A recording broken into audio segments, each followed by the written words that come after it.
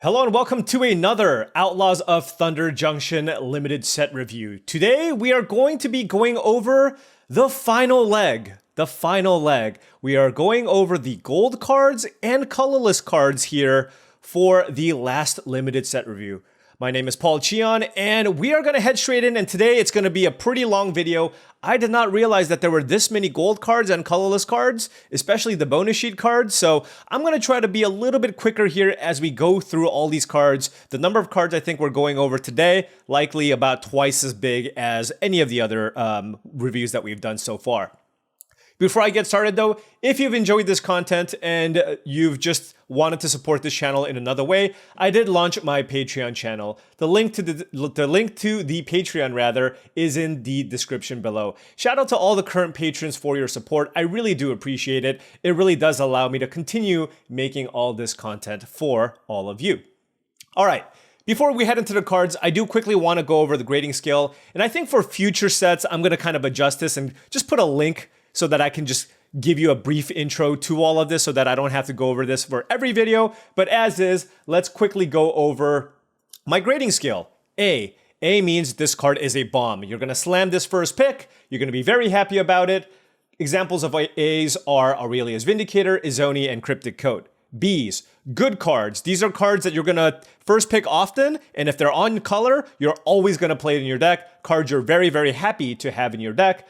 Examples of cards like this are Torch the Witness, Neighborhood Guardian, and A Killer Among Us. Then we have the C ranked cards. These are the solid cards. Anything that's a C will likely make its way into your deck unless your deck is completely bonkers. Examples of C's are Bite Down on Crime, Projector Inspector, and Murder. Moving on, we have D cards. These are filler cards. These are the 20th to 23rd cards, oftentimes that make it into your deck. You know, those random 5-mana creatures that you play just to fill out the top of your curve, cards of that nature. Examples of D level cards are Suspicious Detonation, Griff Not Tracker, and Shady Informant. Then you have your Fs. Do not play these cards. These are disenchants. These are cards that just don't ever make their way into your deck. These are weird mythics that are meant for constructed, etc. Examples of these are Slime Against Humanity, Magnifying Glass, and Behind the Mask.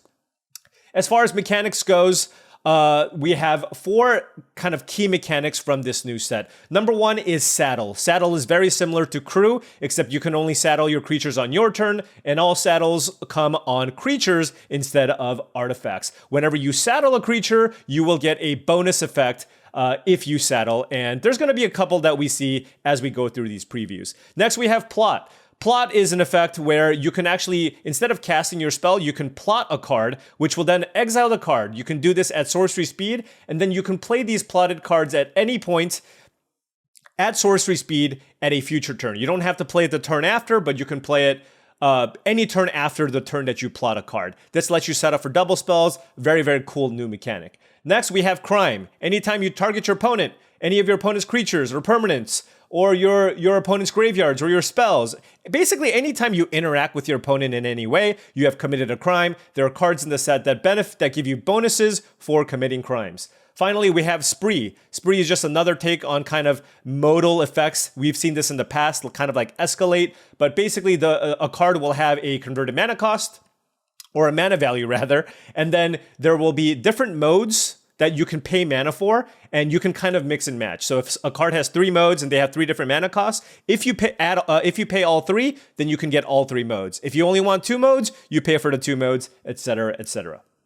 All right, we've gone over the mechanics. Let's head in. This is going to be a very meaty episode. There's going to be a lot of cards that we cover. So starting things off here, we have Assimilation Aegis. 1 blue and a white for an artifact equipment. When Assimilation Aegis enters the battlefield, exile up to 1 target creature until Assimilation Aegis leaves the battlefield. Good effect. When Assimilation Aegis becomes attached to a creature, for as long as Assimilation Aegis remains attached to it, that creature becomes a copy of a creature card exiled with Assimilation Aegis. Equip cost of 2. So at the very minimum, this is a 1 blue and a white for an equipment that just kills anything, right? It's a Banishing Light type effect, Journey to Nowhere, etc. That's just a good card. But in addition to that, you get the added ability, let's say you kill something big, right? let's say you kill a 5/5, and let's say you equip this onto one of your 2/2s, right? All of a sudden, that 2/2 becomes a 5/5, right? And for as long as it remains attached too, it's not when it's attacking, you just all of a sudden can use this as a way to make a larger creature. So I think those effects combined turn this into a very, very solid removal spell. I'm not sure that I can quite get it up to A status, but I'm going to give Assimilation Aegis a B, potentially a high B, just based on the fact that if you kill something big, this can be quite nice. Now, if you kill something small, right, let's say you just kill like a 3/3 or whatever, then equipping this is not going to do that much, but there are going to be those instances where you get a massive upgrade because you can copy something big. All right, moving on, we have Gem Lightfoot Sky Explorer. 2 blue and a white for a 3/3 flying Vigilance legendary creature that is a human scout. So 4 mana for a 3/3 flying Vigilance flyer. I'm in. That's already a very solid creature.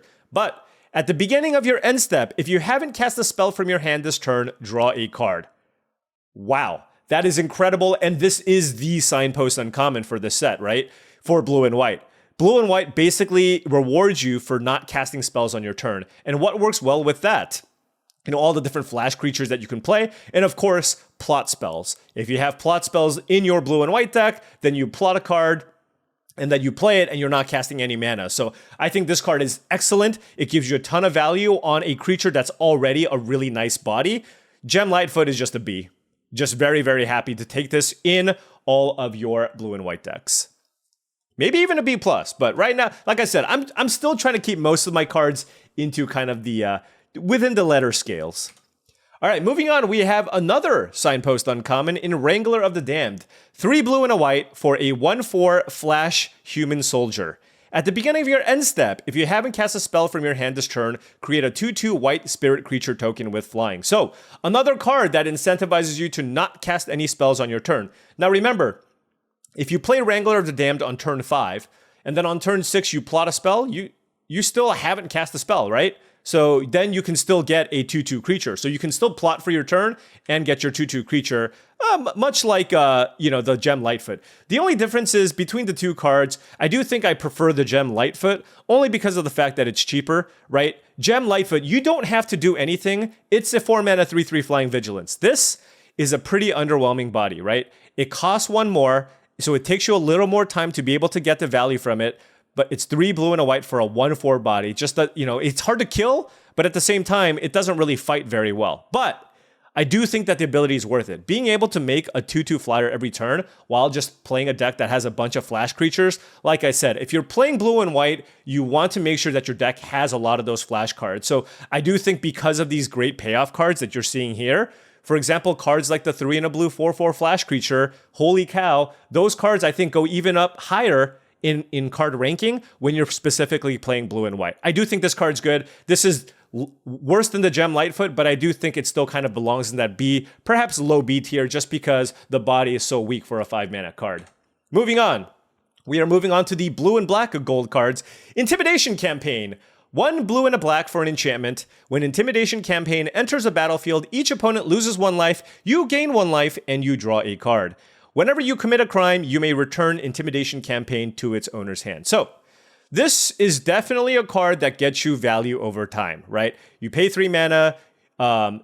Presumably, when you're paying 3 mana to draw a card and you want to do this kind of on a repeatable basis, you're kind of going to be more of a control slanted deck. So you don't really care that much that your opponent's losing a life. Obviously, it adds up, but you care more about gaining a life and drawing a card, right? Now, if you're paying 3 mana to gain a life and draw a card, that's pretty weak, right? That's just not something that you would play. What about paying 6 mana to gain 2 life and draw 2 cards? What about paying 9 mana to gain 3 life and draw 3 cards? Now, I mean, even the damage that you do to your opponent matters. In addition, committing a crime is not going to be too hard. So I think this is a really, really cool and sweet build-around card.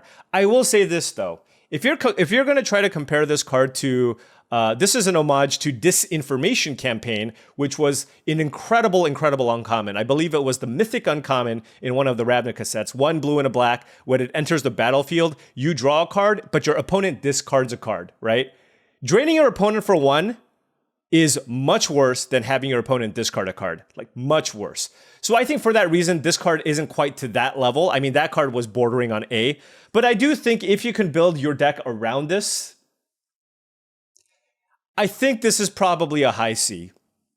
And I think people might have this higher than me. I just feel like the formats are still going to be somewhat fast. Gaining one life is still not that strong. And how many times are you, like, you're still spending 3 mana. And formats have gone much faster since Disinformation Campaign was around. And remember, every time you cast Disinformation Campaign, that's a 2-for-1. When you play this, I mean, the first time you play it, it's just kind of replacing itself. So it's not quite on that level. So I think for that reason, I would give this, if you build around this card, probably a high C. And if you aren't really great at committing crimes, then this is just, you know, maybe even a low C level type card. So I'm probably going to be lower on this than other people, but I could be proven wrong and the format's slow and you're committing crimes and this thing just kind of takes over the game. But I will have it as a high C for now. Moving on, we have Lazav, Familiar Stranger. 1 blue and a black for a 1/4 legendary creature shapeshifter. Whenever you commit a crime, put a +1/+1 counter on Lazav, Familiar Stranger. Then you may exile a card from a graveyard. If a creature card was exiled this way, you may have Lazav become a copy of that card until end of turn. This ability triggers only once each turn. So, lots of words on this card, but at the end of the day, right? A 3-mana 1/4 that gets a +1/+1 counter every time you commit a crime is just awesome. That is a card you're going to play all day, every day. Presumably in blue and black, you're able to commit crimes pretty frequently, right? You're just playing a deck that's going to have a lot of interaction, usually. Blue and black tend to be the control colors, and you tend to play a few more spells than creatures in that color combination. So I think this card's just great. And then it just makes combat super tough. Let's say your opponent just has a 5/5 in their yard. They just can't attack you if you have open mana with Lazav in play, right? If they just have a 4/4, if they have the River Beaver in play, what are they going to do, attack you? They just can't, right? So this just makes things really, really tough on your opponent. Not to mention, like I said, the floor of 3 mana 1/4, committing a crime, putting a counter is already very, very, very, very good. I give Lazav a solid B. I think this card is quite nice. Next, we have Satoru the Infiltrator. Blue and a black for a 2/3 legendary creature, human ninja rogue with menace. All right, that's already awesome stats, by the way. When Satoru the Infiltrator or one or more other non-token creatures enter the battlefield under your control, if none of them were cast or no mana were spent to cast them, draw a card. If none of them were cast or... Okay, so if you can somehow get those creatures into play for free, let's say you reanimate them, that's one way to do it. Or if you've cast plotted cards, you also get to draw a card. So that's an awesome payoff effect, right? Let's say you're just playing a blue-black deck that's got plot cards, and you're just plotting creatures into play. Boom, every time you do, you draw a card. But not only that. If I'm reading this correctly, when Satoru the Infiltrator and/or... So ignore everything beyond that because there's right? When Satoru and or one or more other non-token creatures enter the battlefield under your control, if none of them were cast or no mana was spent to cast them, draw a card. Wait, give me 1 sec. Okay, I misread this card. This is a problem that I typically have.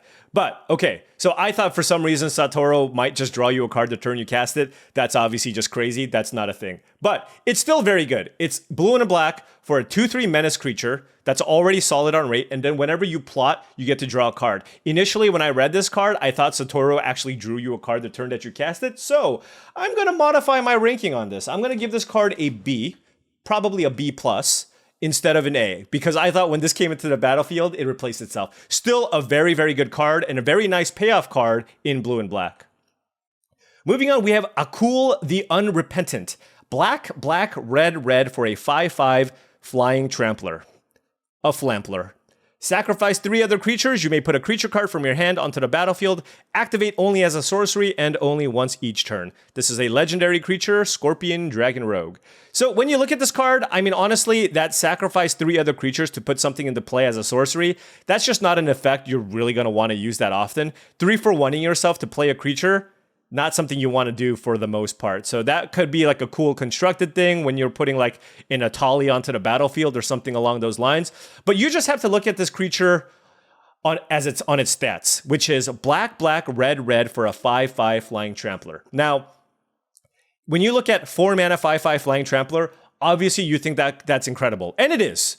But to have black, red on turn 4 is really difficult.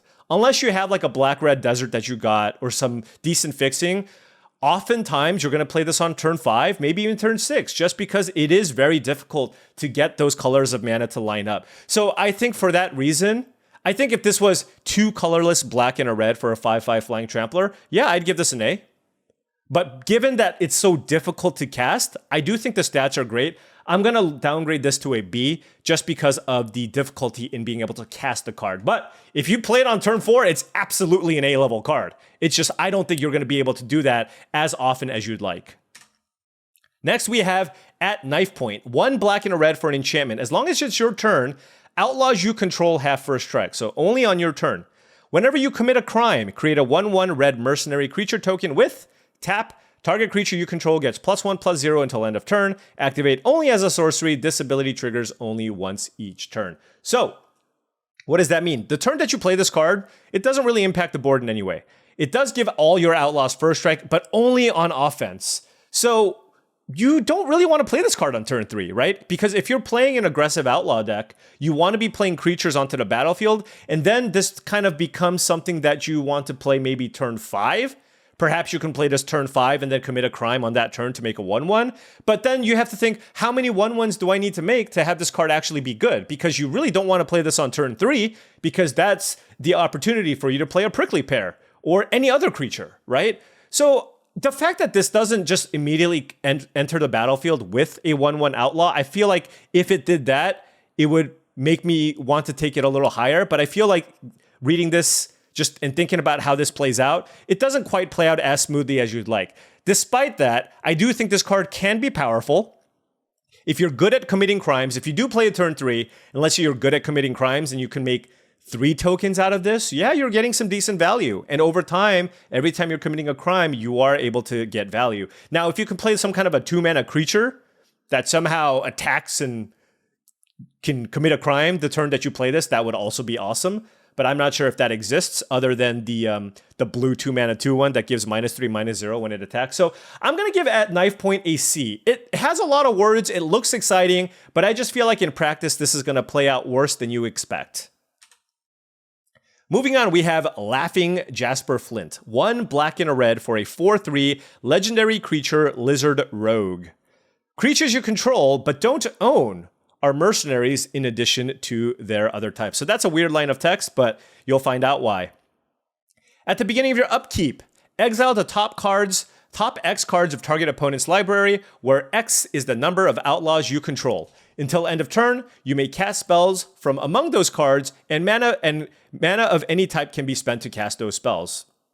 So, this is a 3-mana 4/3, which is already solid on stats, right? It's a 3-mana 4/3 mercenary, but if you have no other mercenaries in play, at the beginning of your upkeep, you get to exile the top card of their library, and if it's a spell, you get to cast it. If it's a land, it just gets exiled. But, of course, if you're playing black and red, you're likely going to have more mercenaries. And if this thing doesn't die, you're just going to get to cast a spell off the top of your opponent's deck every turn. Not only that, because if you cast creatures off the top of your opponent's deck, with that top line of text where creatures you control but don't own are mercenaries, everything that you steal from your opponent's deck all become mercenaries. Because because Jasper Flint is basically kind of recruiting creatures from your opponent's deck onto his team.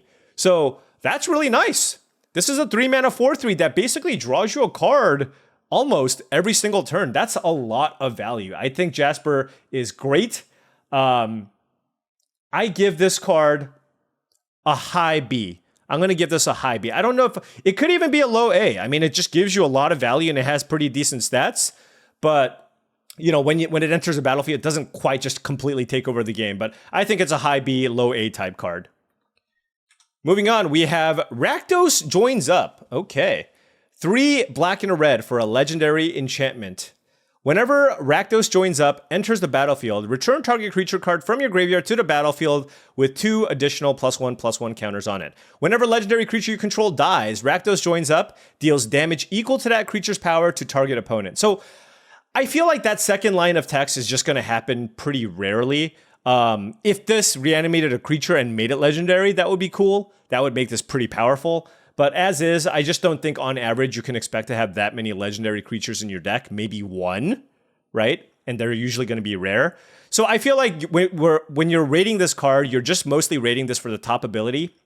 And I think it's okay.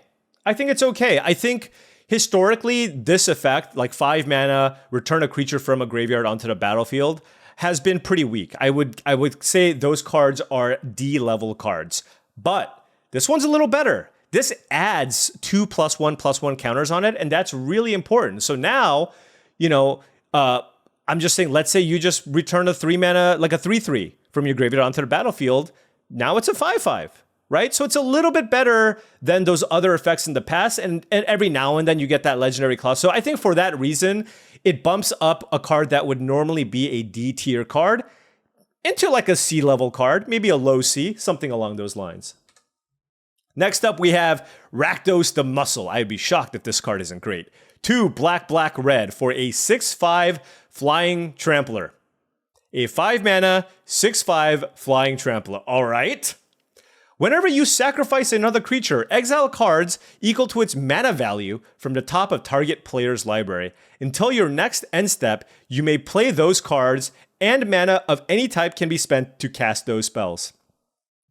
And remember, this is until your next end step. Okay, until your next end step, yeah. So, and then it's got sacrifice another creature, Ratos the Muscle gains indestructible until end of turn, and tap it.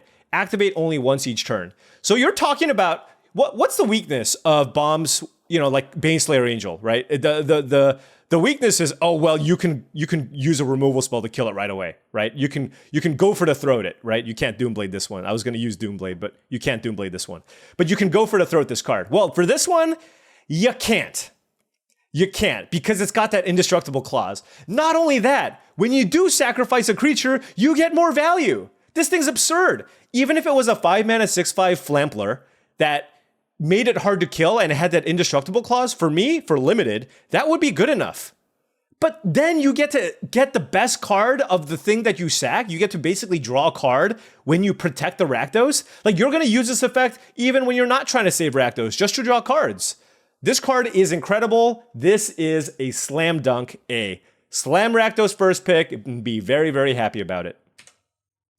Next up, we have Vial Smasher, Gleeful Grenadier. Black and red for a 3/2 legendary creature, Goblin Mercenary. Whenever another outlaw enters a battlefield under your control, Vial Smasher, Gleeful Grenadier deals 1 damage to target opponent. Assassins, mercenaries, pirates, rogues, and warlocks are outlaws. And from what I've seen, there are a fair number of outlaws, especially in black and red. So I think this card is just going to be great. It's a 2 mana 3/2 creature. It's very aggressively slanted. In black-red, I think that's the color that wants to be pretty aggressively slanted. So you're looking at a 2 mana 3/2 that over the course of a game can just deal think about it this way. If you had a 2 mana 3/2 enters a battlefield, your opponent takes 2. How good is that card? It's awesome in an aggressive deck, right? And this has the potential to even do more. Imagine turn 2 Vial Smasher, turn 3 Prickly Pear, right? That's just ridiculous. Like, it's so hard to beat that start. Vial Smasher is truly a smasher, and I'm giving it a B. Moving on to the Gruul color combination. 2 red and Cactus Folkshot.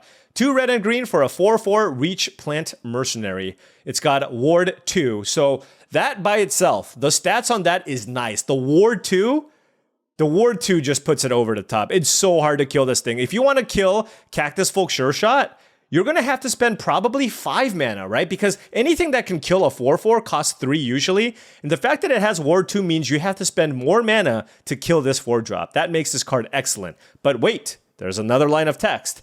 At the beginning of combat on your turn, other creatures you control with power 4 or greater gain trample and haste until end of turn. So the red and green color combination cares about 4 power matters. So, the thing is, even on rate, 4 mana 4/4 Reach Ward 2 is a good card. But the fact that then on the following turn, let's say you play the Spineswood Paladin, right? I think that's what it was called, the 5 mana 5/4 Trampler that ETBs and gains you 3 life. It gains haste, and you just smack them.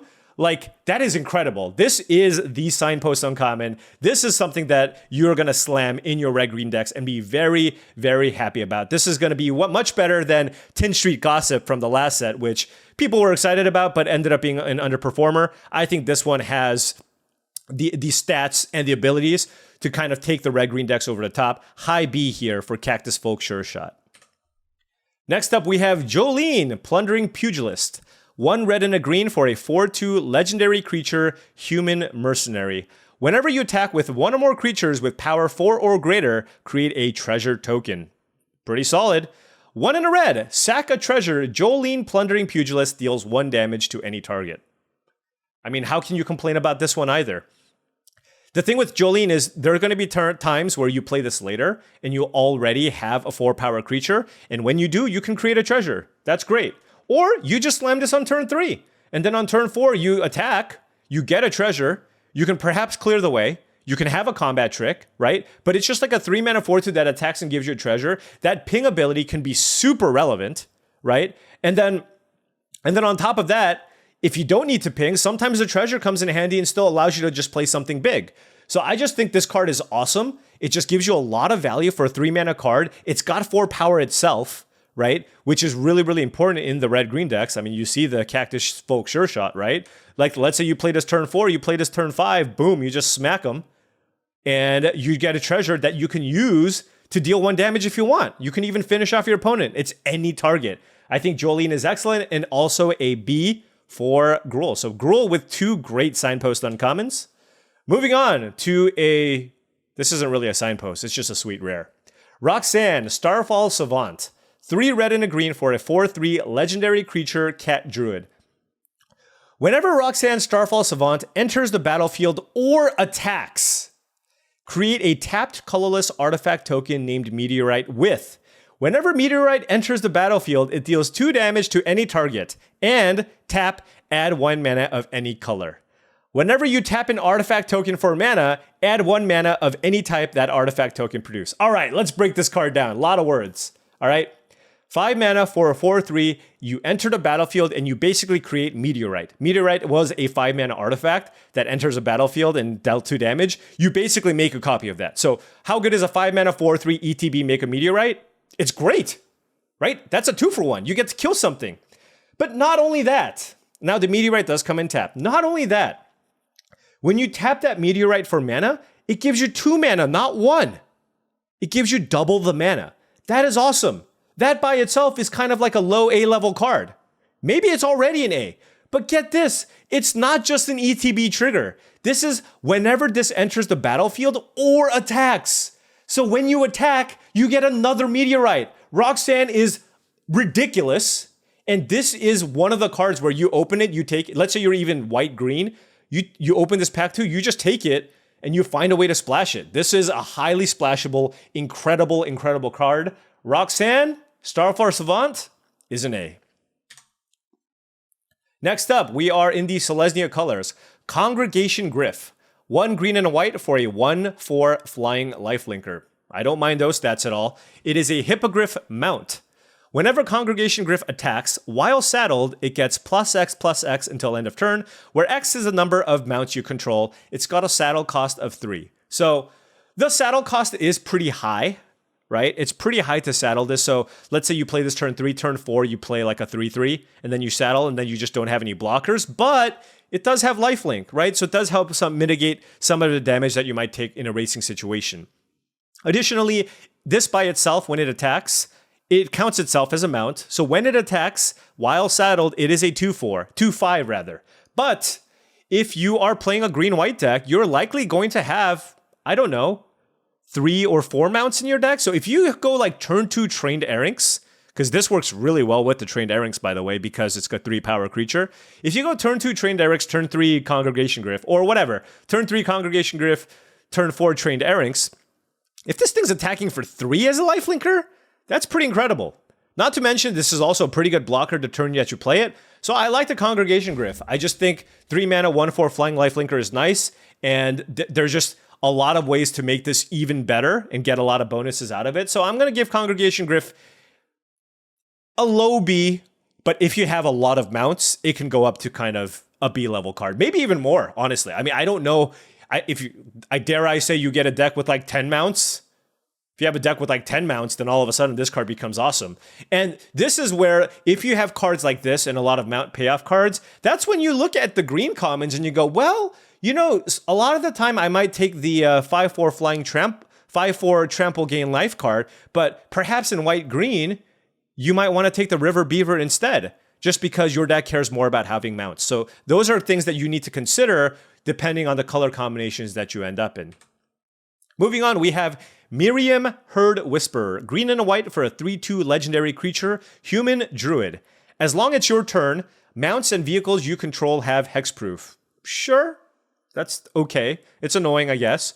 Whenever a mount or vehicle you control attacks, put a +1/+1 counter on it. So Miriam looks pretty decent. Again, anytime you get more than 2 power and 2 toughness worth of stats out of a 2-drop, it's already like a high C, right? Like a 1 in a green for a 2/3. Aren't you just always playing that card in your deck, right? So for that reason, I think that card's pretty nice. But not to mention, this just also has very, very relevant lines of text, particularly in the white-green deck. I mean, whenever a mount or vehicle you control attacks, put a +1/+1 counter on it. I mean, this combos perfectly with the Congregation Griff, right? Because if you can put +1/+1 counters on this thing, I mean, just build your own Baneslayer Angel. That's what this is. So I do think Miriam is pretty nice. I just think in white-green, you're just going to be able to have enough bounce and trigger this. And at the end of the day, it's still a 2-mana 3/2. I'm going to give Miriam Herd Whisperer a B. I'm just going to be very happy to take this. Just a really solid 2-drop with upside, right? It's a 2-mana overstated creature that also has upside. You got to give that a B. Or B-, whatever. All right. This one's not going to be a B-. It's a mythic. Silvala, Eager Trailblazer. 2 green and a white for a 4/5 legendary creature, Elf Scout with Vigilance. So 4 mana for a 4/5 Vigilance, decent stats.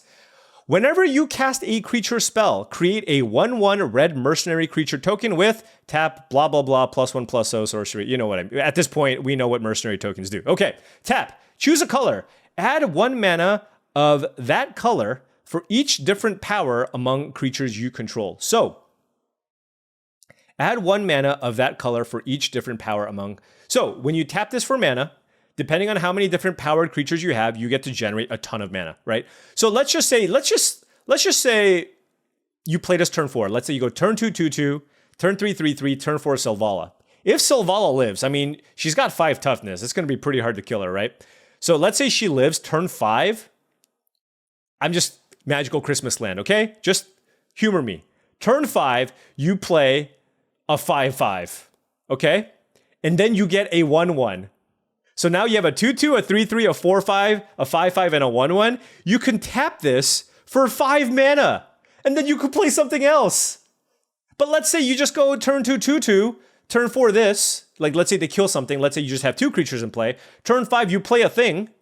You trigger it, and you make a 1/1. Then you're still going to have 3 to 4 mana. So if this doesn't die, not only does this generate you creatures every single turn, you are very likely to double spell on turn 5 as well. And this already comes on a very, very thick body. So I am going to go with A for Silvala. I just think this, on stats, a 4-mana 4/5 Vigilance that taps for 3 or 4 mana, that generates you tokens every turn you play a creature, sign me up. All right, moving on. Sfic Steed, a green and a white for a 2/2 unicorn mount. It's got first strike and lifelink. So that is already awesome stats, right? That is awesome, awesome stats. Whenever Sfic Steed attacks, while saddled, create a 3/3 white angel creature token with flying. What? Saddle 4. All right. So it's got a high saddle cost, but I mean, this is a 2-mana 2/2 first striking lifelinker. That is an incredible card. Remember Knight of Meadowgrain? I believe that was also kind of similar. Was it a 2-mana 2/2? Anyways, this card is awesome. All right. 2-mana 2/2 first strike lifelinker. That's already getting to like low B territory. But the fact that this can make 3/3 flying angel tokens when you saddle it, are you kidding me? That is amazing. I mean, you can even just trade up. Like at some point, you're just like, all right, it's late in the game. This card just doesn't do it for me anymore. What do? You saddle it up, you trade your Sfic Steed, gain 2 life, and then you make a 3/3 angel? And imagine you do this twice. I mean, that's just GG. Sfic Steed is awesome. I'm going to give Sfic Steed also an A. All right, moving on. Another Selesnya rare. Are we going to go 3 for 3 on rares? We shall see. Wily Duke. All right. Wily Duke. A tint. Wily Duke. Hero. 1 green and a white for a 4/2 legendary creature, human ranger. It's got Vigilance. Whenever Wily Duke Hero becomes tapped, you gain 1 life and draw a card. But Paul, why does she have Vigilance? That doesn't make any sense. Oh, wait. You go, well, here's the thing. You're playing green-white. You have mounts, right? Can you imagine? Turn 2 Sfic Steed. Turn 3 Wily Duke. I mean, that's just game over. Gain a life, draw a card, make a thing. But I will say, this is a situationally good card, right?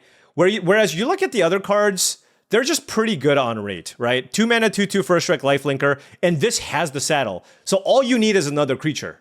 All you need is another creature, right? This one with Selvala, all you need to do is just play Magic, and this card's great. But with Wily Duke is not good by itself. You need to have a mount card in play as a way to tap it down. But if you do, if you can, then all of a sudden you have just generated your own reverse Phyrexian Arena, right? You generated a card that draws you a card and gains you a life every turn.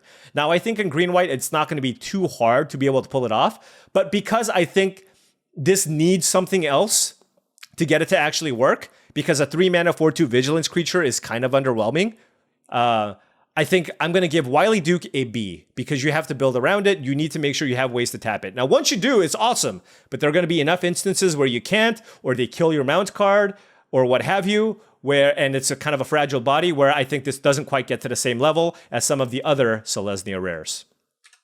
Next up, we have Baron Bertram Grey Water, 2 white and a green for a 3/4 legendary creature, Vampire Noble. Whenever 1 or more tokens enters the battlefield under your control, create a 1/1 Vampire Black Rogue creature token with lifelink. This ability triggers only once each turn. So, and then 1 in a black, sack another artifact or creature, draw a card. So, Black-White is clearly trying to do the sacrifice matters things. We saw the 2 in a white 3/3 creature. When you sack a creature, it gets a +1/+1 counter, right? If you turn that into a 4/4, that's great.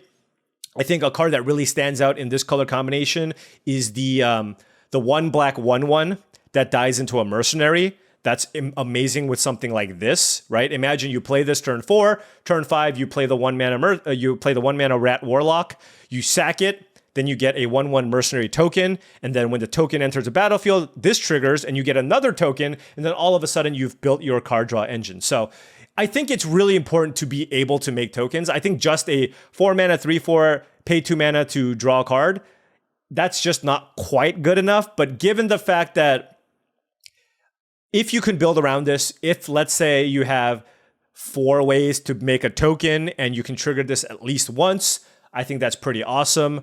And if you do, this is a pretty nice build around card. So I'm going to give Baron Bertram a B, but only a B if you can make tokens. If you can't, it's probably more like a C level card. Next up, we have Kambal, Profiteering Mayor. 1 white and a black for a 2/4 legendary creature, Human Advisor. Whenever 1 or more tokens enters the battlefield under your opponent's control, for each of them, create a tapped token that's a copy of it. This ability triggers only once each turn. So this one, I'm going to have to do a bigger pass on this, but that effect is really annoying. But let's keep reading. Whenever 1 or more tokens enters the battlefield under your control, each opponent loses 1 life and you gain 1 life. So, kind of like the previous card, if your deck is good at generating tokens, this card's nice. It's a 3 mana 2/4. It's okay stats, good at blocking. It's hard to kill. And if you are making tokens, you drain them for 1. But how good is that ability? It's fine. It's decent. But I don't know that the black-white deck's creating like a billion tokens. Now, it works super well with Baron, because if you have both of them in play and then you play a creature that makes a token, all of a sudden you create 2 tokens and then you drain them for twice. My question is just, how good is that first ability? If every color is creating mercenaries in some way, whenever they do, you get your own mercenary, and then when that happens, you get to drain them for 1. Like, I'm trying to figure out how often that happens. If that happens really frequently, then this card could be a low A. But the thing is, your opponents can also play around it, try to find a way to get this off the battlefield or kill it first before they play their creatures, in which case you're only triggering this off of the things that you'd play.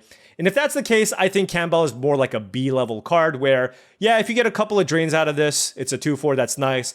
This card really is awesome when it prevents your opponents from casting their spells that makes tokens.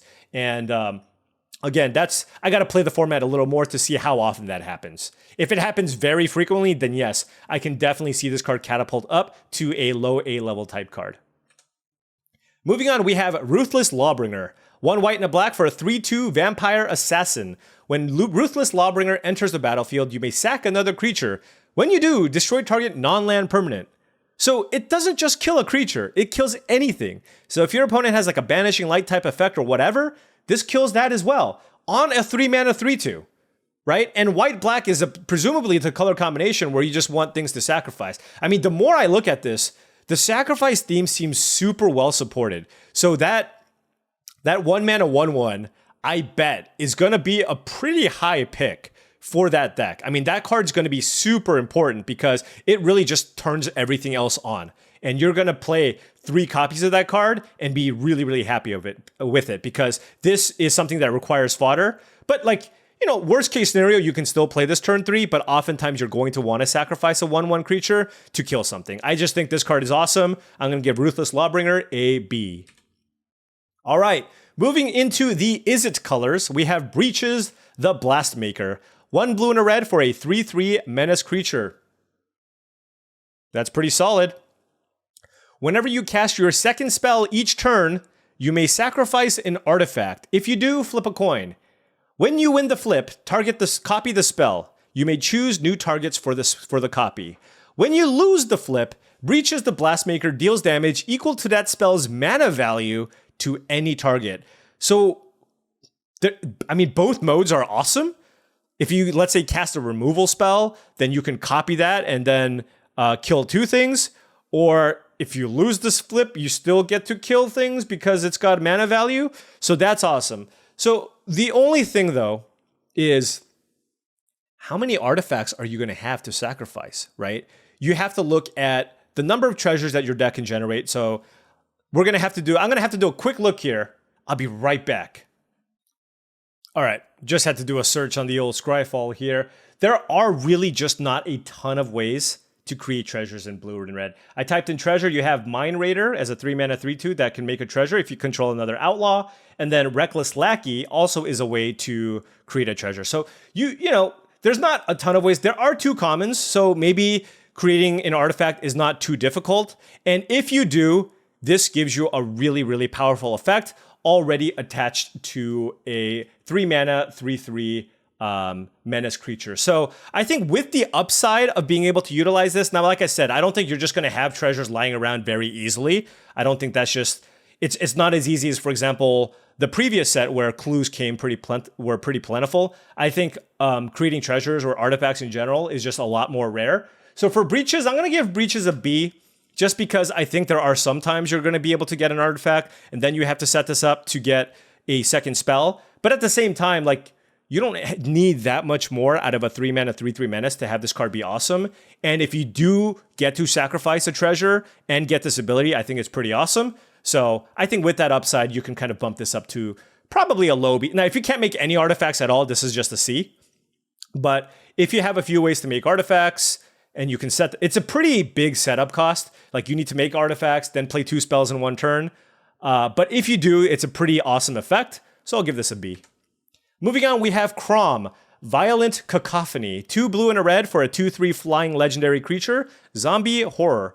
Whenever you cast your second spell each turn, put a +1/+1 counter on Crom, Violent Cacophony, and draw a card. Wow. That is incredible. It's a 4-mana, oftentimes, let's say you plot something on turn 3. You play this turn 4, and then you just play the plot spell immediately, and all of a sudden you have a 3/4 flyer, and you draw a card, and then you get to keep doing it? I mean, this card seems amazing, right? And that's exactly what the blue-red deck's wanting to do, right? It wants to play multiple spells, and this card is just one of the ultimate payoff cards, right? It's actually very similar to the 2 blue and a white 3/3 flying Vigilance card that we first saw, where like for that color combination, so yeah, you just want to pass, so you draw a card. This one grows. This one grows. I mean, Crom seems awesome. This is a high B, bordering on low A type card for me, just because I think this is exactly what the blue-red deck wants. And it just, I mean, this thing can single-handedly take over the game as it grows over time, right? 3/4. And the thing is, because it's drawing you cards, it's setting you up even more on future turns to have it continue growing, right? I think Crom is amazing. You know what? I'm going to change this. And I'm going to change this to a low A. I think Crom is incredible. All right, moving on. Lila, Undefeated Slickshot. 1 blue and a red for a 3/3 legendary creature with prowess. Whenever you cast a multicolored instant or sorcery spell from your hand, exile that spell instead of putting it into your graveyard as it resolves. If you do, it becomes plotted. So, what does that mean? It basically means if you cast a gold spell, an instant or sorcery, you get to, it basically gets kind of like rebound, or you can cast it twice, right? You cast it, instead of it going to the graveyard, it gets plotted. You've already cast the spell, but then on the next turn or any time in a future turn, you can cast that again. The problem is there's just not that many gold instants that you can cast, right? So given that, I just don't think that effect will happen almost ever.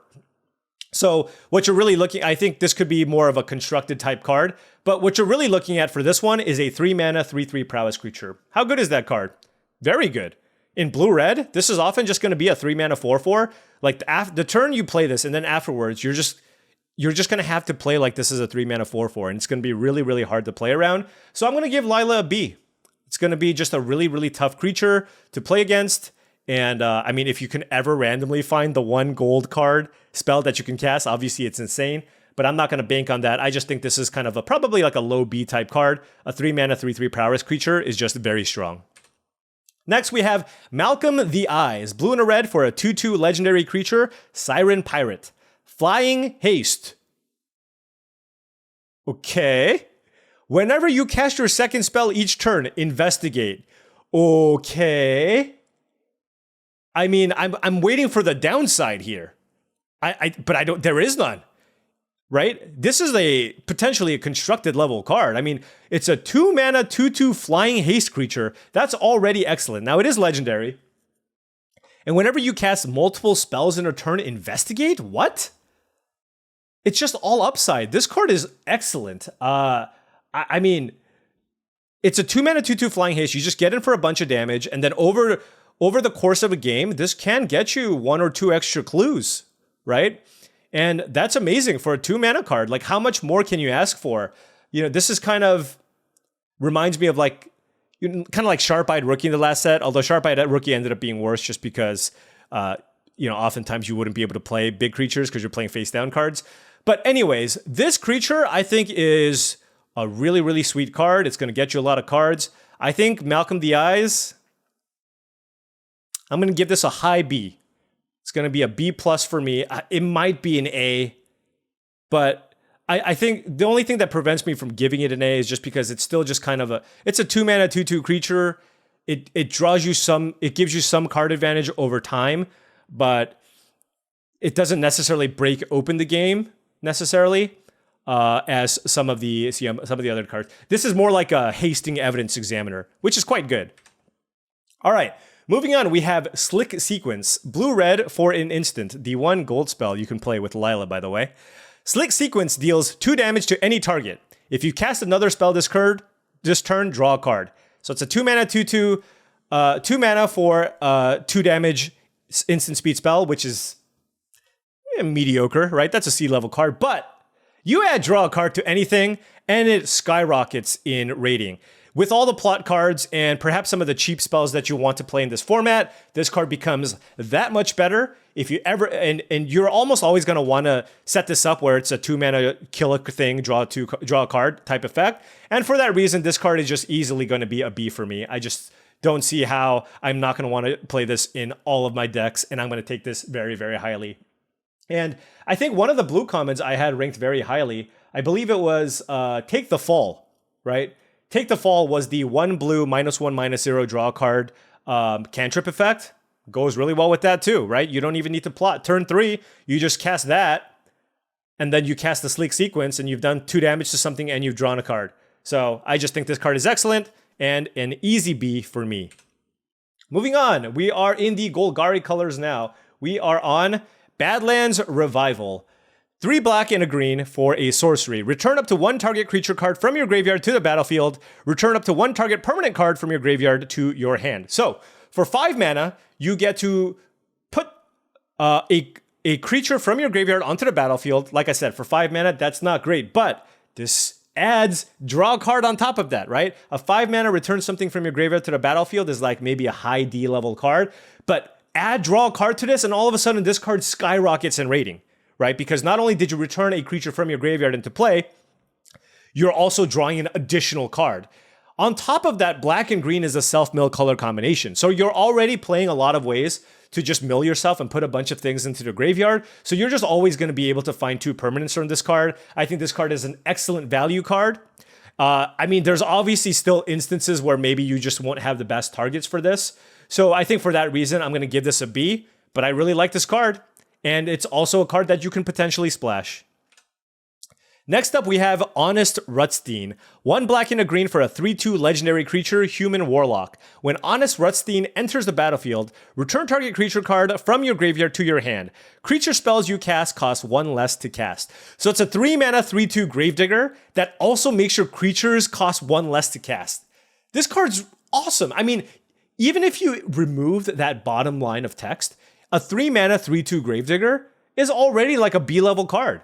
And add this to the fact that now you can play potentially 2 spells on turn 4, because let's say you have 2 3-drops in your hand. Now all of a sudden on turn 4 you get to play both of them. That's incredible. This card is great. Now, oftentimes you're not playing this on turn 3 because you're not going to be able to get a creature back a lot of the time unless you play the 2 mana 2/2 lifelinker that milled yourself for 2. But this card is just fantastic at all points in the game. Honest Rutstein gets a high B from me. High B. All right, moving on, we have Pillage the Bog. This card's pretty interesting. Black and a green for a sorcery. Look at the top X cards of your library, where X is twice the number of lands you control. Put 1 of them into your hand and the rest on the bottom of your library in a random order. Plot for 1 black and a green. So, the floor of this card is you play this on turn 2 as a sorcery level impulse, right? Black and a green, you'll have 2 lands in play. Look at the top 4 cards of your library and put a card and put that into your hand. How good is that? Not great, right? It doesn't mill you, right? Black-green wants a self-mill, so it's not that exciting. But the nice thing about this card is that it does scale as you kind of get into the late game, right? Let's think about turn 4, right? Let's think about turn 4 you play this, and you have 4 lands in play. You have to look at the top 8 cards of your library. I mean, you're getting kind of close to almost tutor level territory. But at the end of the day, you're still not up a card, right? You're paying 2 mana to basically find a nice card to put into your hand. So I don't think the ceiling for this card can ever be that high, right? The ceiling is like you have 10 lands in play and you basically tutor. So I think for that reason, I think Pillage the Bog is a fine card. Like, you'll play it in your black-green decks. I think you'll always play it in your black-green decks for the most part, but it's not like an incredible bomb or something. I'll give Pillage the Bog a C. You'll just put it in your decks and it'll be solid. Next, we have the Gitrog. It's back. Ravenous Ride. 3 black and a green for a 6/5 legendary frog horror mount. It's got trample and haste. So 5 mana, 6/5 trample haste. This is a beater. Whenever the Gitrog Ravenous Ride deals combat damage to a player, you may sacrifice a creature that saddled it this turn. If you do, draw X cards and put up to X land cards from your graveyard onto the battlefield tapped, where X is the sacrifice creature's power. So, the important thing, and it's got a saddle cost of 1, by the way. So, very, very cheap to saddle. And even if it didn't have saddle, it's a 5 mana 6/5 trample haster. That just hits really, really hard. I think that just by itself is probably just a B+ level card, right? It just hits really, really hard. But on top of that, the fact that it has that extra line of text where when you saddle it, if it manages to connect, like if you can set up a way where this is going to be able to get in for damage, maybe not the turn that you cast it, but the turn afterwards with a combat trick or a removal spell. Let's say you saddled it with a 3-power creature. You exchange that 3-power creature for 3 cards, perhaps. I mean, that can give you value, right? That can give you value, and that can... Or you can trade your 1/1 Mercenary Plant token and have that draw you a card. So I think that added flexibility on top of already in what is already just a very solid creature just on stats alone. I'm going to give the Gitrog Ravenous Ride a low A. It's probably like an A- level card. Very, very sweet. Moving on, Vraska joins up. Black and a green for legendary enchantment. When Vraska joins up, enters the battlefield. Put a death touch counter on each creature you control. Whenever a legendary creature you control deals combat damage to a player, draw a card. Again, I'm going to assume that the whenever a legendary creature you control deals combat damage to a player clause is going to happen pretty infrequently. I think it's going to happen once every 10 games or something like that. So just don't rely on that card. What we're really going to be focusing on here is the ability to give death touch to all your creatures. And how good is that? Well, let's think about this here, right? It's cheap, which is nice, but are you playing it turn 3? No, never. Right? Like, are you going to play it? Like, playing this turn 3 to give one of your creatures death touch is just not good. That's like an F, right? Where this becomes good is, let's say you're able to go wide, or kind of in a late game situation, you have like 5 creatures in play, and you're able to give all of them death touch. That's when I guess you play this, and it makes things kind of annoying. But at the same time, you have spent a card for this effect, right? I like Death Touch to just naturally come on my creatures. I don't want to use a card to give my creatures Death Touch. I feel like to have this card be good to decent, you want to give at least 3 of your creatures Death Touch, right? You want to give at least 3 of your creatures Death Touch. That's when I think it becomes like a C-level card. But because that doesn't happen often enough, I just would advise generally not putting this in your deck. I'm going to give Vraska joins up a D. Moving on, we have Vraska the Silencer. 1 black and a green for a 3/3 legendary Gorgon Assassin. It's got Death Touch. So 3 mana for a 3/3 Death Touch. I am in for that. Whenever a non-token creature an opponent control dies, you may pay 1. If you do, return that card to the battlefield tapped under your control. It's a treasure artifact with tap. Sacrifice this artifact, add 1 mana of any color, and it loses all other card types. So, what this means is, when you kill one of their creatures, a non-token creature, you can pay 1, and you basically get a tapped treasure. You don't get the creature, right? Like, the idea is, the joke here is, you know, she's a Gorgon. She turns her enemies into stone, and then you can turn that stone and use that stone as a resource for treasure. So that's what she is, which is not bad, right? It's utility. It's good utility. It's a 3 mana 3/3 Death Touch, but you're not getting necessarily card advantage. Every now and then you're just getting an extra bump in mana. But that being said, 3 mana 3/3 Death Touch that sometimes gives you mana is just a very, very solid creature. I'll give Vraska the Silencer a B. Moving on to Boros, we have Bruce Tarl, Roving Rancher, 2 red and a white for a 4/3 legendary human warrior. Oxen you control have double strike. When Bruce Tarl, Roving Rancher, enters the battlefield or attacks, exile the top card of your library. If it's a land card, create a 2/2 white ox creature token. Otherwise, you may cast it until the end of your next turn. So that's great about this card. When you play this card, no matter what, you are getting a card. Right? When you play this, you exile the top card. If it's a land, you get to create a 2/2 Ox double strike token. That is awesome, right?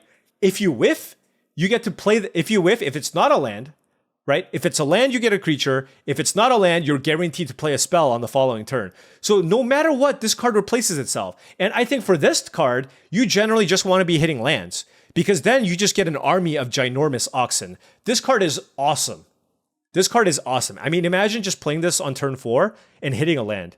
Like, can you imagine your opponent playing this and them hitting a land on turn 4? You're like, and you don't have a way to kill it. You're just like, okay, I guess I lose.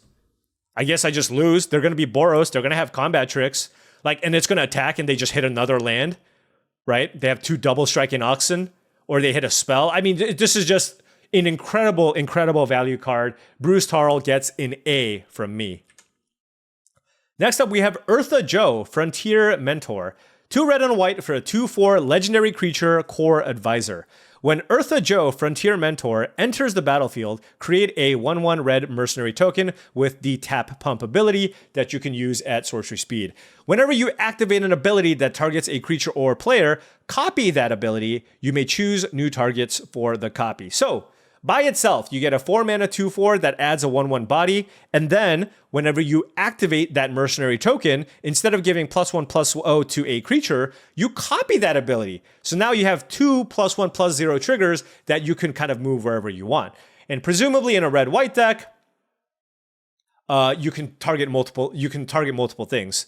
And I think that's probably the most likely activated ability, but there is that 1 white 2/2 common that can you pay 2 mana to tap it to tap a non-outlaw creature. Now you can tap 2 non-outlaw creatures. So I think there's definitely a lot going on here. I do think Eartha Joe is quite nice.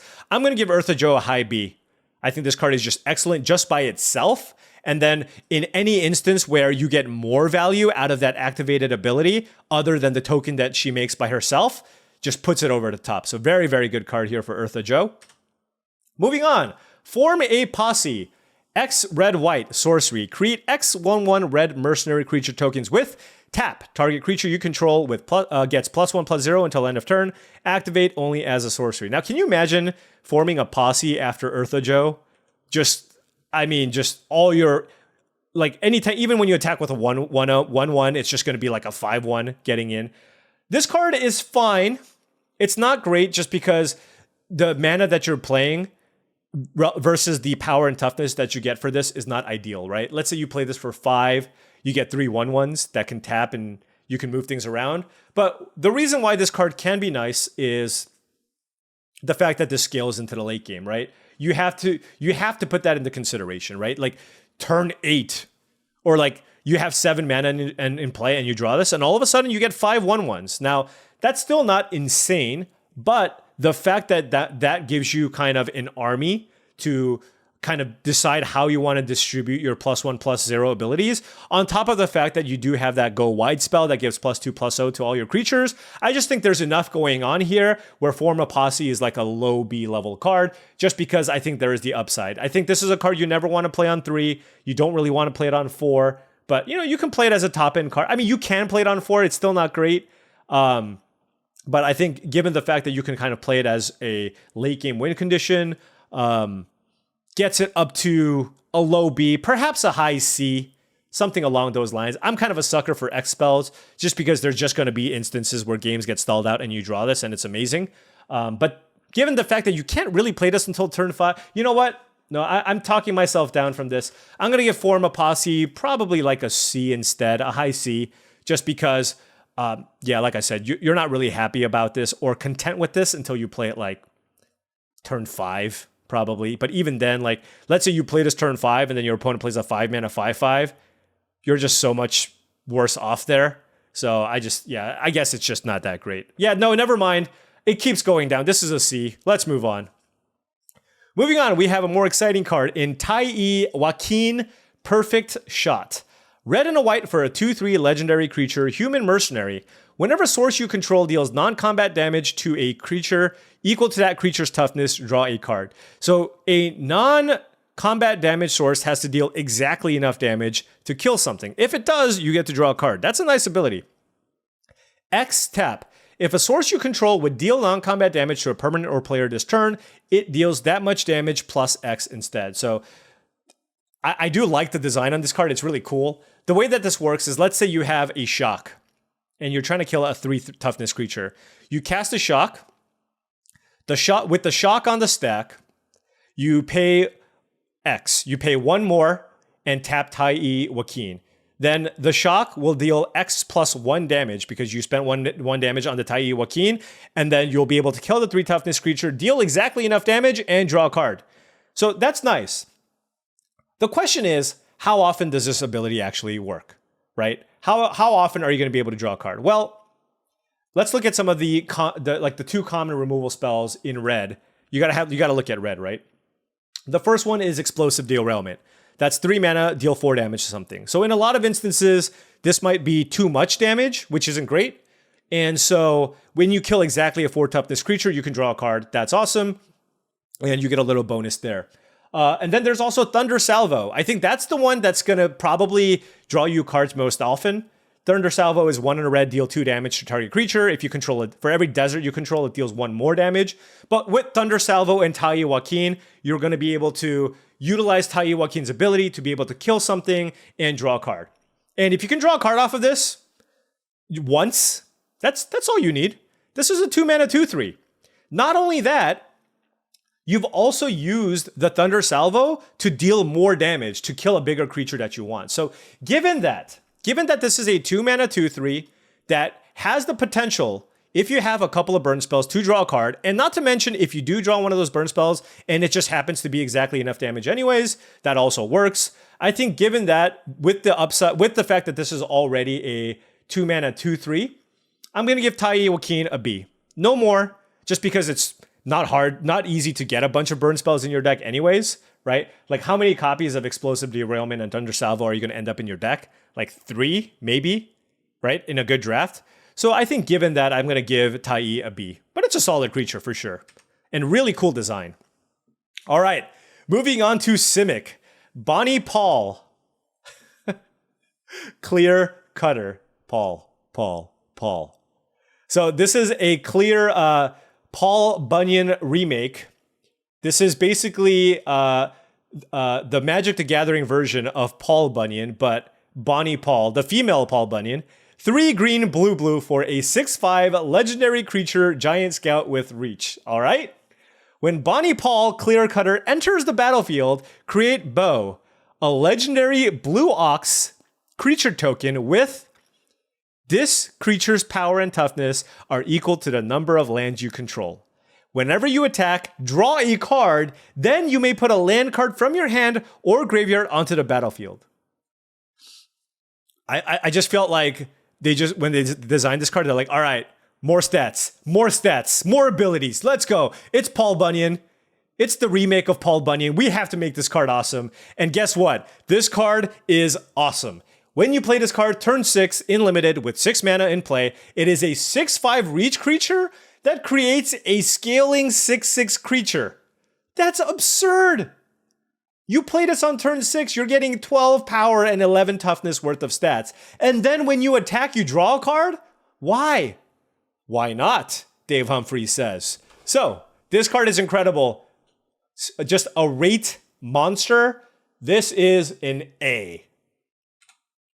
Moving on, we have Doc Hourlock, Grizzled Genius. Blue and a green for a 2/3 legendary creature, Bear Druid.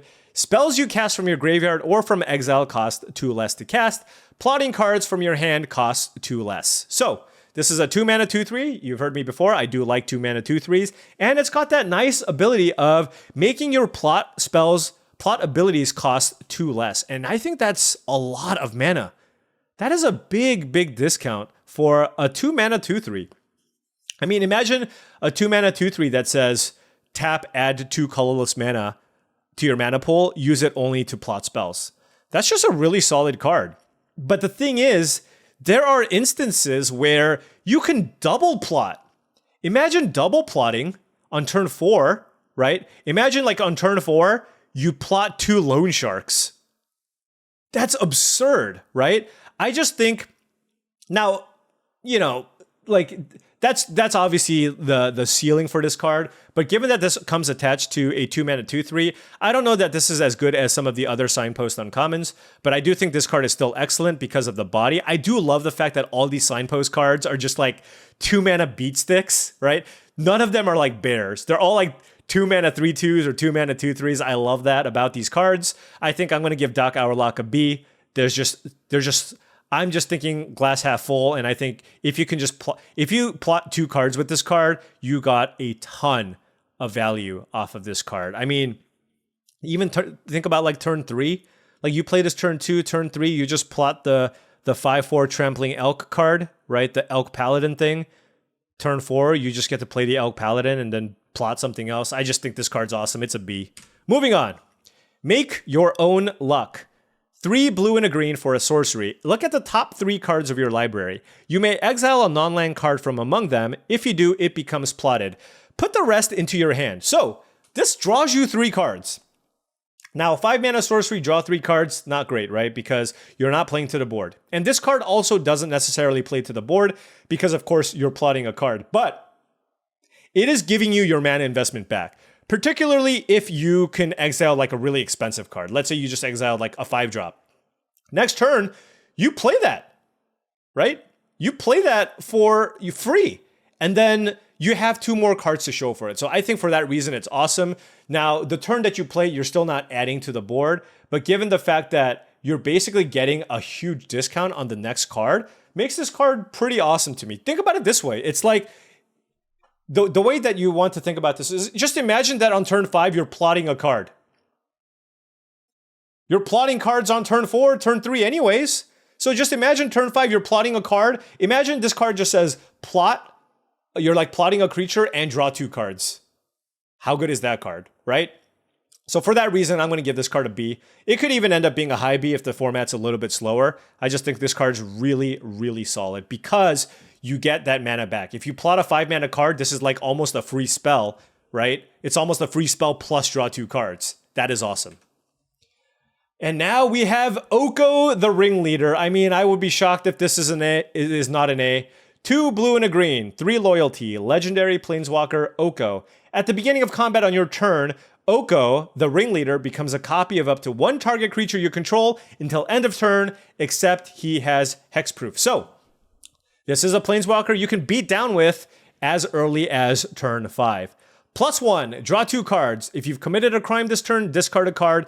Otherwise, discard 2 cards. So on the turn that you play it, you're unlikely to have committed a crime. So it's just a draw 2, discard 2. But honestly, a continuous source of draw 2, discard 2 is still very good, right? If you have a permanent in play that's just like every turn draw 2, discard 2, that is great. You get to just build up just premium hand quality. You just throw away all your lands and have a bunch of good spells. The next ability is also very important. -1, create a 3/3 green elk creature token. So this is the classic planeswalker that protects itself, right?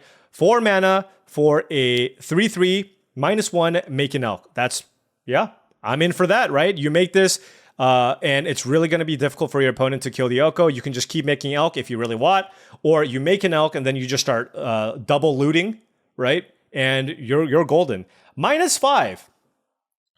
So not hard to get to the -5, by the way. You play this turn 4 ++, and then you can -5. For each other non-land permanent you control, create a token that's a copy of that permanent. So, what does that mean? It doesn't. It actually works for your tokens as well, by the way. So somehow, if you made an elk and then you tick it up a bunch, and then you get to the -5, you get a copy of that elk. So depending on how big your board is, let's say you have 3 creatures in play. You minus this, and then you get 3 extra creatures, right? And depending on how big those creatures are, that's an awesome ability. I just feel like, I mean, this might not be as busted as some of the other planeswalkers that we've seen, but at the end of the day, it's still you're still 4 mana planeswalker. It creates an elk token. It can beat down, right? It can beat down on turn 5. It rummages, and then the ultimate can potentially just win you the game by itself. Oko is still going to be an A for me.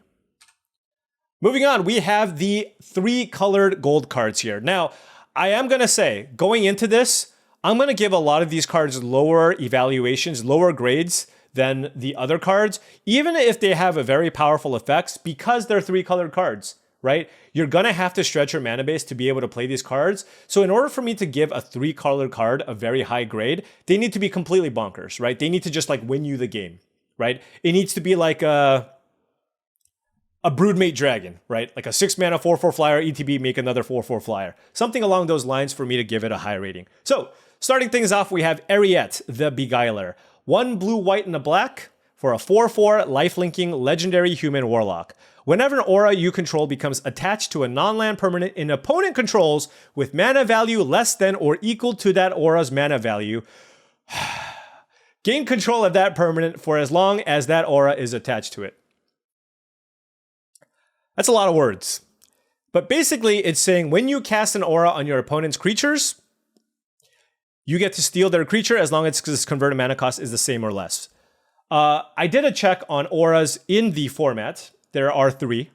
Demonic Ruckus, Reach for the Sky, and Stop Cold. The only one that's on color in the format is Stop Cold.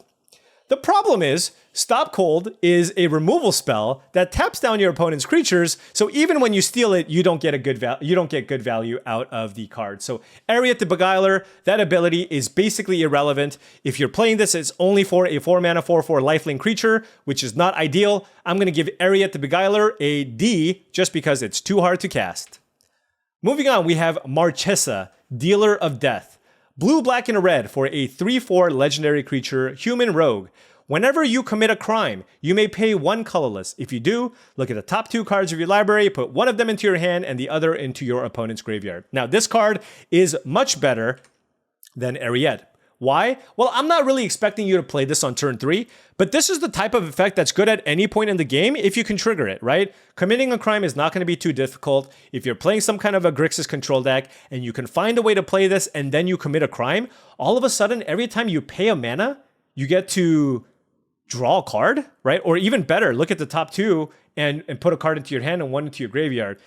Again, this is hard to cast.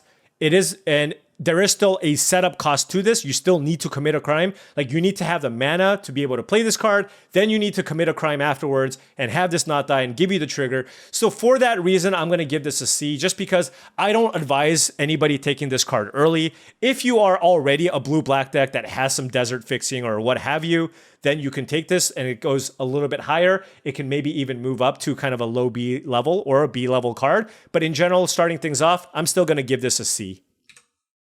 Next, we have Obeka, Splitter of Seconds. 1 blue, black, and a red for a 2/5 legendary ogre warlock. It's got Menace. When Obeka, Splitter of Seconds, deals combat damage to a player, you get that many additional upkeep steps after this phase. So if you hit them twice, you get 2 extra upkeep steps. And if you hit them for more, like for example, if Obeka ends up somehow dealing more damage, you get a bunch of upkeep triggers. Now, I don't know that there's many cards in this format that give you upkeep triggers. This feels like a pretty cool commander card where you have a lot of things that trigger, or a cool constructed card.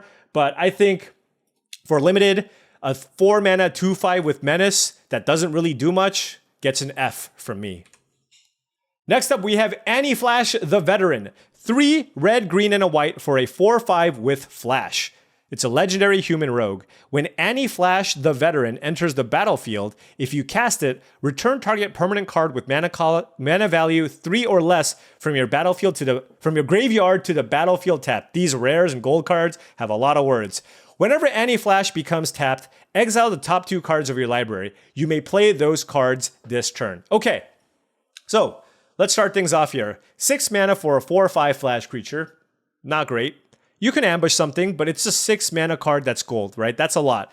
But when it enters a battlefield, you can return a permanent card with mana value 3 or less from your graveyard to the battlefield tapped. So, oftentimes when you get to the point when you're at 6 mana, you likely will have traded off your 2 or 3 mana card, right? It's going to be in the graveyard and you're going to be able to get some value. So I'm just going to assume that when you play this, it's going to be a 4/5 that gets you at least like a Grizzly Bear type card. So a 6 mana 4/5 flash that gets you a Grizzly Bear, not bad, especially given the fact that you can randomly eat something. On top of that, when Annie Flash becomes tapped, the fact that you can then basically draw 2 cards, that's pretty nice, right? The fact that you can draw 2 cards is pretty nice. Now, Annie Flash's body isn't great. It's a 4/5. So by that point in the game, when you attack with Annie Flash, your opponent will likely find, a reasonable trade for Annie Flash. But even despite that, if you get an attack in and you have Annie Flash trade with whatever, they're 4/4, you still get to draw 2 cards and you still return a card from your graveyard to the battlefield tapped and you kill the thing, right? So the fact that this is what, like, I'm running out of you drew 2 cards and you got a creature and then it's like a 4-for-1, right? It could potentially be like a 4-for-1. Not to mention this ability at the bottom, it's only when Annie Flash becomes tapped. So if you have mounts and you mount Annie Flash, you don't even need to put Annie in any danger. You just saddle up Annie and Annie just draws you 2 cards every turn. That's quite good.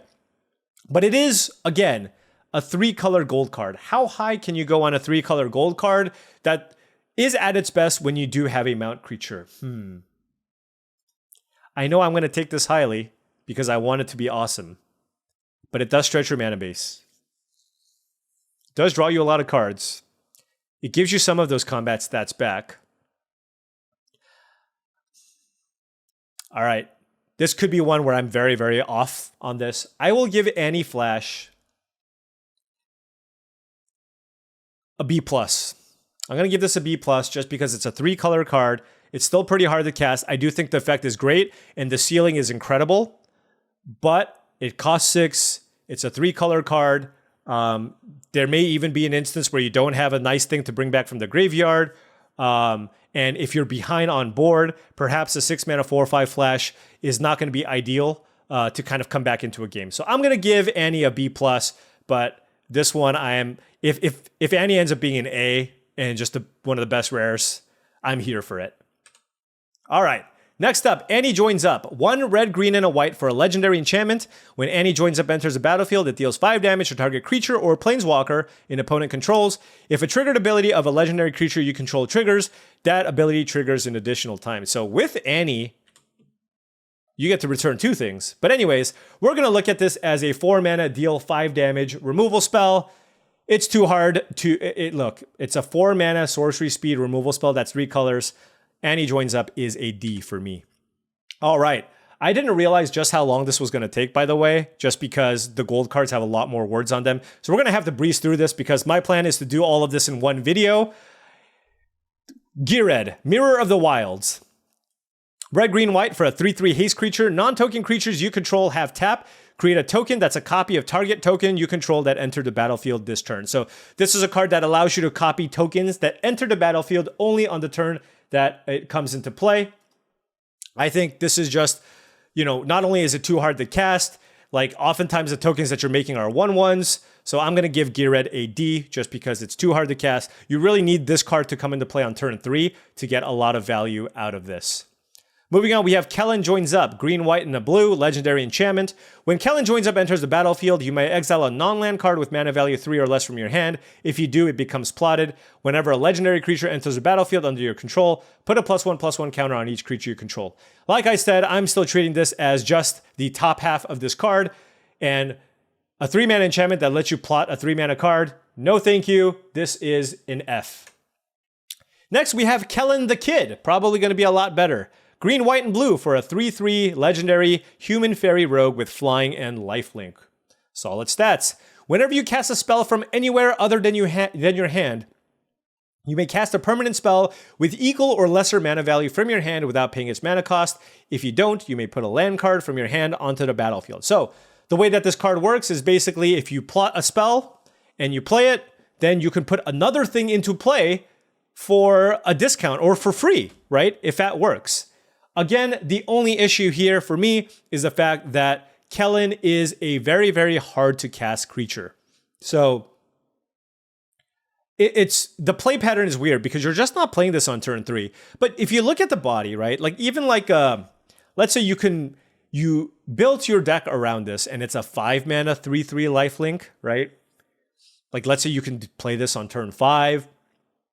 And let's say the turn before you cast this, like on turn 4, you plot something. Turn 5, you play Kellen, and then you play your plotted spell, and then you get to play another spell. That's pretty sweet.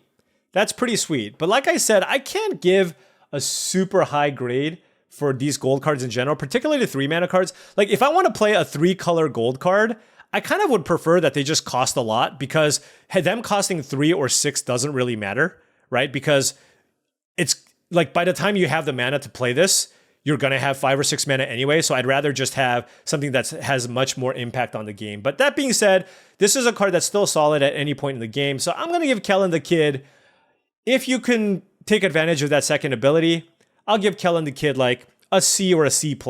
C+ if you do have a fair number of plot cards to play with this. All right, Moving on, we have Riku of Many Paths, another blue-red-green 3/3, legendary creature, human wizard. Whenever you cast a modal spell, choose up to X, where X is the number of times you chose a mode for that spell. The first one, exile the top card of your ability. Until the end of your next turn, you may play it, so it draws you a card. Or put a +1/+1 counter on Riku of Many Paths. It gets trample until end of turn. Or create a 1/1 blue bird creature token with flying. So this is an awesome card if you can set it up. The problem is, how many spree cards are you going to have in your deck, right? So it's like you need to play Riku early enough and then have a spree card to play afterwards. And then you want to be able to cast that spree card and use at least 2 of those abilities, right? Because if you use at least 2 of those abilities, then you're going to probably, I feel like most of the time you're going to want to make a bird token. But if you're behind, you can also draw a card. But there's enough going on here where I think it has super high upside. But again, it's hard to cast. You need spree cards in your deck. I just feel like, how many spree cards are going to end up in most decks? 3? Right? Because they're not even creatures. So like 3. If you're blue, for blue, there's 2 good commons. So maybe you have 4. But then like you have to hold onto those cards and not really use them until you can get the Riku into play. So it's a pretty big setup cost. So when it goes off, I think this card's awesome. But I think there's going to be enough instances where this is just a hard to cast 3 mana 3/3. Unlike Kellen, that's a flying lifelinker. This one is just a 3/3. So I'm going to give Riku a C, whereas I'm going to give Kellen a C+. All right, we are now into the artifacts here, and we still have a lot of cards to go. Bandit's Hall, 3 mana artifact. Whenever you commit a crime, put a loot counter on Bandit's Hall. This ability triggers only once each turn. Tap, add a mana of any color. That is not a strong effect. 2, tap, remove 2 loot counters from Bandit's Hall, draw a card. So mana-lith abilities in the past have just not been great. They've all just been kind of B-level cards. If you wanted to splash, I guess it's a card that you can play. And also, I mean, you have to commit a crime and then you have to use this ability. It still costs a lot of mana to draw a card. I just think this card is still a little too slow, too clunky. I'm going to give this a D. Moving on, we have Boombox. 2 mana for an artifact, 6. Tap, sack Boombox, destroy up to 1 target artifact, up to 1 target creature, and up to 1 target land. So this is 8 mana to kill a creature and a land. No thanks. D for Boombox.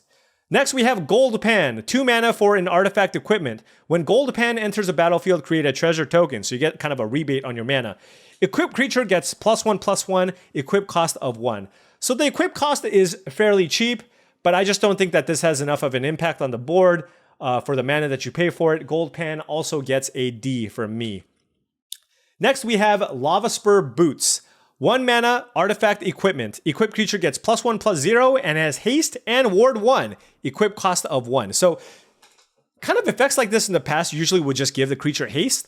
But this one also gives +1/+0 and ward 1. And I think that does add enough power to this where I do think this is a playable card, whereas generally I'm not typically pretty high on equipment. I'll give Lava Spur Boots a C in decks that could use this. You got to have a lot of creatures. You got to be kind of aggressively slanted. But if you are, I think this could have a home. It could end up being a D, to be honest. But I'll start with C, maybe a low C. Moving on, we have the Luxurious Locomotive. 5 mana for a 6/5 artifact vehicle. When Luxurious Locomotive attacks, create a treasure token for each creature that crewed it this turn. Crew 1, activate only once each turn. So this means you can't like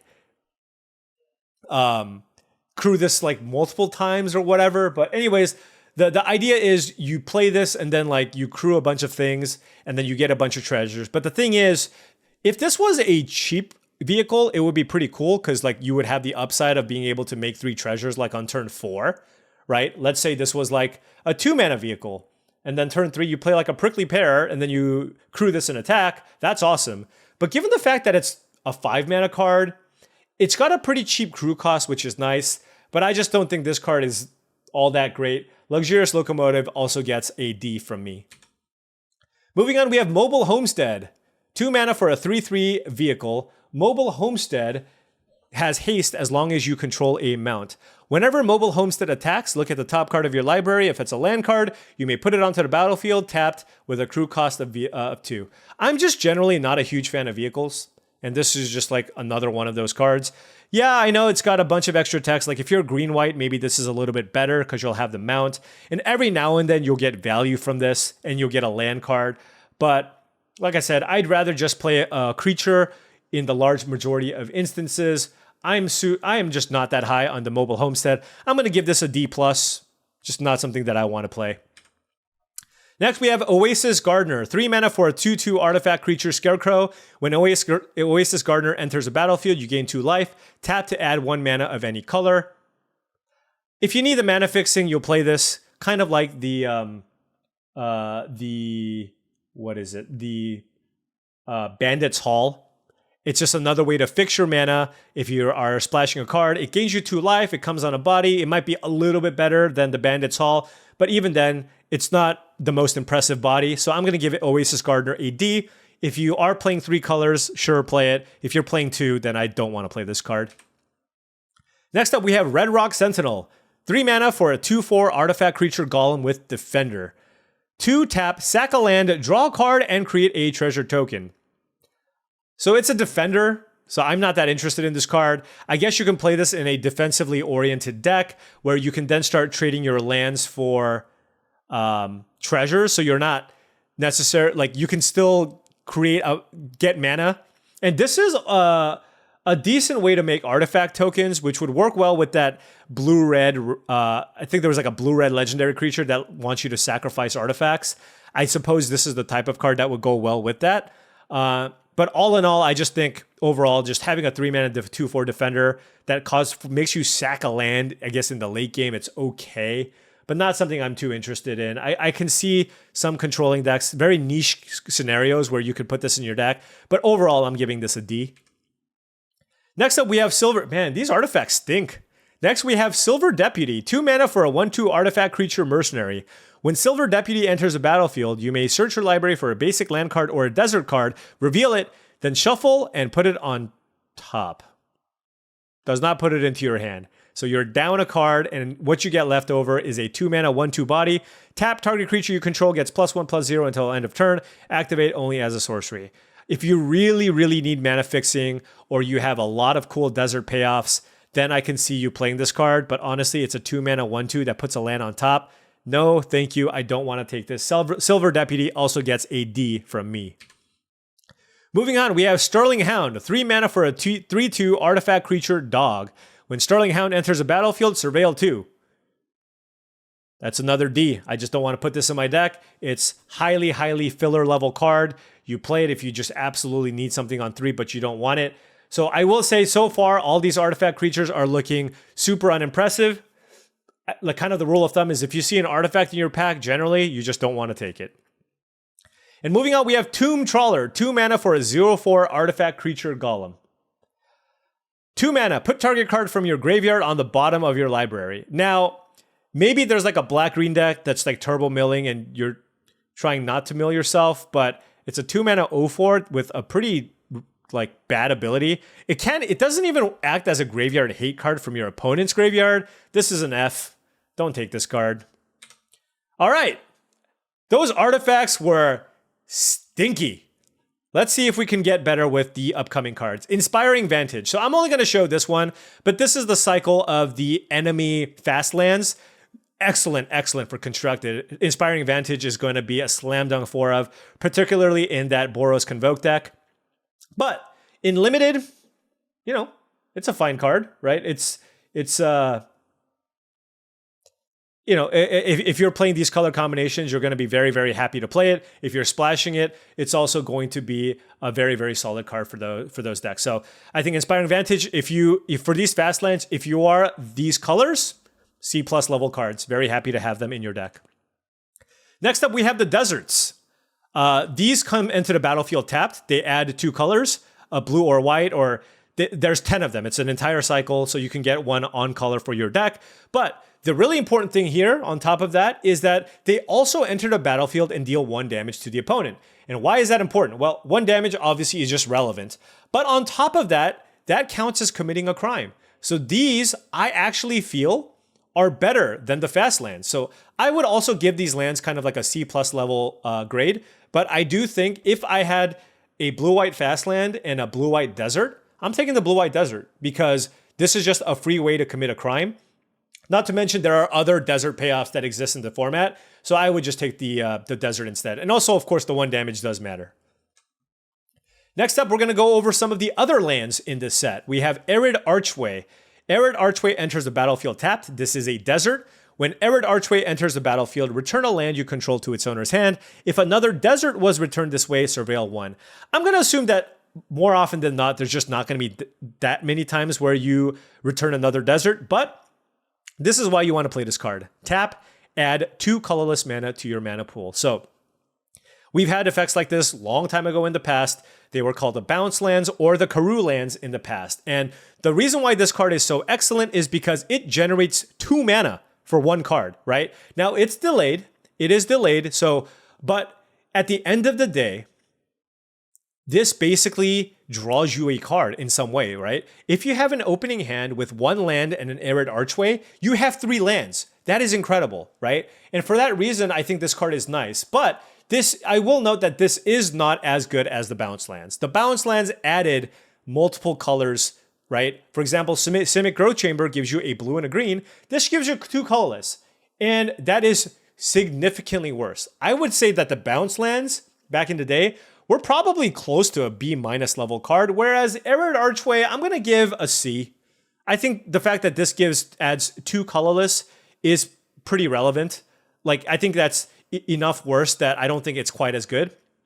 And honestly, if given the option between taking like an on-color desert and Arid Archway, I think I would just take the on-color desert over the Arid Archway.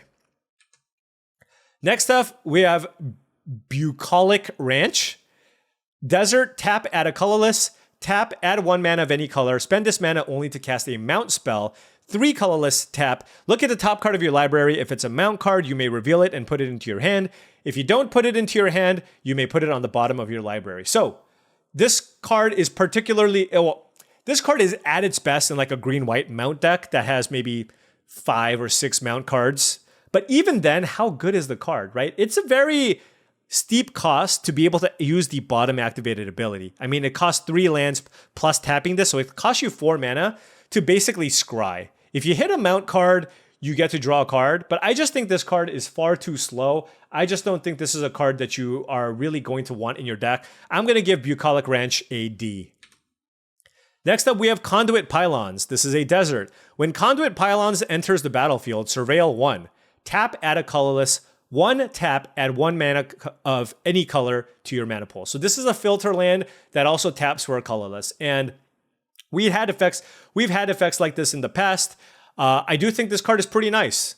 It gives you the surveil, and it allows you to splash, and it's a desert in instances where that actually matters. So I think particularly if you're looking to play a 3rd color, this card is a nice addition. The only question is, do you play this if you're a 2-color deck? Right? Depends on how heavy your mana requirements are. Surveil 1 is nice on a land, but producing colorless is a pretty big cost. So I would give this kind of overall a C, not taking it super highly, but if you're 3 colors, then certainly you can take this higher because the mana filtering matters a lot more. Next up, we have, I think, the best of the deserts that we've seen so far, potentially. Mirage Mesa. Actually, it might be about as good as the dual lands. Mirage Mesa enters the battlefield tapped. As it enters, choose a color. Add 1 mana of the chosen color. So this is basically an Evolving Wilds, right? This is an Evolving Wilds, but it doesn't actually require you to play the off-color basic land to go fetch, right? Because you can choose any color when you play this card, and it also acts as a desert. So, I mean, this card is just awesome. If you're playing, especially a 3rd color, this card's great. But even if you're just playing 2 colors, this is still just fine. It's an Evolving Wild that also has the land type desert, which is very, very relevant. So Mirage Mesa, I'm going to also give a C+. This is a card that's going to be highly, highly contested, and a lot of people are going to want this for their deck, particularly the green decks, because they tend to have the desert payoffs. Next up, we have Sandstorm Verge. This is a desert, tap, add a colorless. 3 colorless tap, target creature can't block this turn, activate only as a sorcery. I think this effect is probably just too minor. It is a way to commit a crime, but it's still pretty expensive. I don't like Sandstorm Verge. I'm going to give this one a D. All right, moving on. We have the big scorecards here. Starting things off, we have Loot, the key to everything. Blue, red, green for a 1/2 with Ward. Blue, red, and a green for a 1/2 legendary creature. It is a Beast Noble with Ward 1. At the beginning of your upkeep, exile the top X cards of your library, where X is the number of card types among other non-land permanents you control. You may play those cards this turn. So, in Limited, what does that mean? For the most part, the permanents that you're going to have in play are creatures. Every now and then, you're going to have an artifact or an enchantment. But let's just say you play this and you have another creature in play. Then, at the beginning of your upkeep, you get to draw a card. But there's a few problems with this card. Number one, it's 3 colors. It's really hard to cast. Number two, it doesn't give you value the turn that you play it. Number two, it's only got Ward 1 and it's got 2 toughness. So removal spell kills this before you can get value out of it. And so, yes, you can, this card can essentially draw you a card every turn, but if you get the mana, but it comes on a hard to cast body that's a very weak body that's pretty easy to kill. And you also have to cast the card that you reveal off the top. I'm not a big fan of Loot, the key to everything. I'm going to give this card a D. Next, we have Pest Control. White and a black for a sorcery. Destroy all non-land permanents with mana value 1 or less. Cycling 2. So this is really good at killing tokens. It's got cycling. I just don't think this is going to be particularly good. Also, it's white and black. That's the color combination that makes the most tokens. So this is just not something that you want to be playing. I guess it has cycling, which is nice. And then if you sideboard this against another white-black deck, maybe you get lucky and you get to kill a few tokens. But I just don't think this card's very good. I think it's got a lot of great constructed applications in especially older formats. But I'm going to give this a D. All right. Now we have probably, this is going to be a very hotly contested, or it's going to be a hot topic. Trying to figure out how good this card is. The Lost Jite. Only because this is based on the iconic Umezawa's Jite, which is likely the best limited card of all time, or up there. I think it's my number one, but you can say Pack Rat, a bunch of other cards if you want it. Anyways, Lost Jite, 1 mana legendary artifact equipment. Whenever equipped creature deals combat damage, put a charge counter on Lost Jite. Remove a charge counter from Lost Jite. Choose 1. Untap target land. Target creature can't block this turn. Put a +1/+1 counter on equipped creature. This has an equip cost of 1. So to start things off, I just want to say that this is a really cheap to play artifact, and it's really cheap to equip. So it's really easy to kind of move around. And it gives you a lot of utility. The fact that you can move this around and put a +1/+1 counter on your creature, like after you connect the first time with one of your creatures, then the fact that on any other creature you threaten the possibility of a +1/+1 counter is really nice. Or if your creatures just continue to trade, this just keeps storing counters, and then at some point it makes it really, really difficult for your opponent to block your creature, and then you can start putting counters on the creature that you want for a really, really low cost, might I add. On top of that, there's some extra value here because every now and then you can use this to ramp. That can be relevant. And then also the fact that a target creature can't block this turn can also be relevant, right? Let's say you play something, let's say you get a counter on this. On the next turn, they play a big creature. You make it so that they can't block with their big creature. That's relevant, right? And then you hit, and then you get another counter, and you can do it again, or you can do any of the other things. So I don't know that this card is absurd. All the abilities look kind of small, but given how cheap this is to play and cast, and the fact that it goes in any of your decks, and anytime just your creatures rumble, you get effects, I'm going to give this card a B. I'm going to give this card a B just because I think it's highly flexible, and I think it's going to overperform relative to, I think, what many people might think when they first look at this card. Next up, we have Lotus Ring. 3 colorless artifact equipment. It is indestructible. Equipped creature gets +3/+3 and has Vigilance, and it has tap, sack this creature, add 3 mana of any one color, equip 3.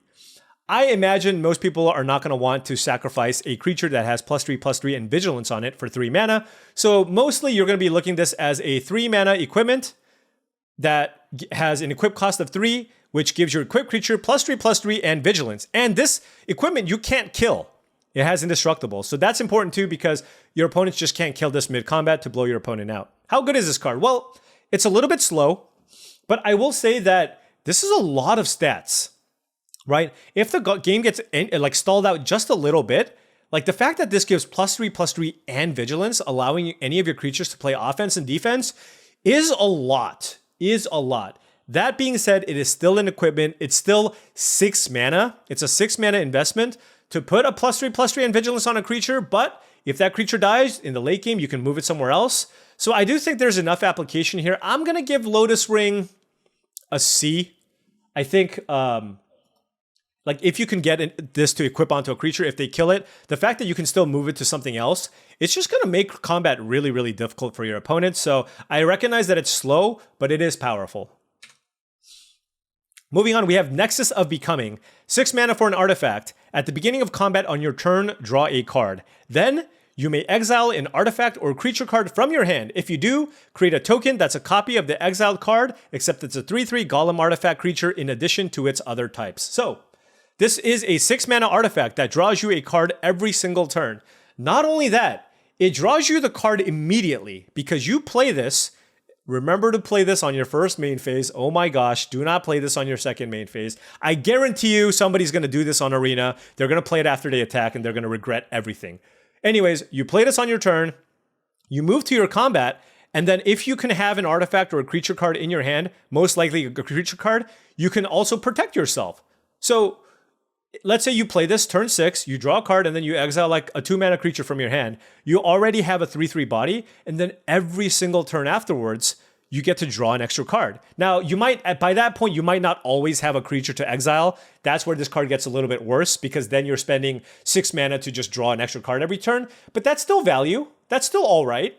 But in the instance where you can also pump out 3/3s every turn, in addition to playing things every turn, makes this a pretty nice card to try to ramp into, to try to kind of draft a deck around. So I do think this card is quite nice. I'm going to give Nexus of Becoming a B if you try to build around it, where you build a deck that's not looking to just beat your opponent down nonstop, but a deck that's maybe looking to try to go to the late game. And if you build a deck that's, let's say you're playing Outlaw Medics and ways to just kind of block and get to the point where you can play the Nexus of Becoming, this card can take over the game.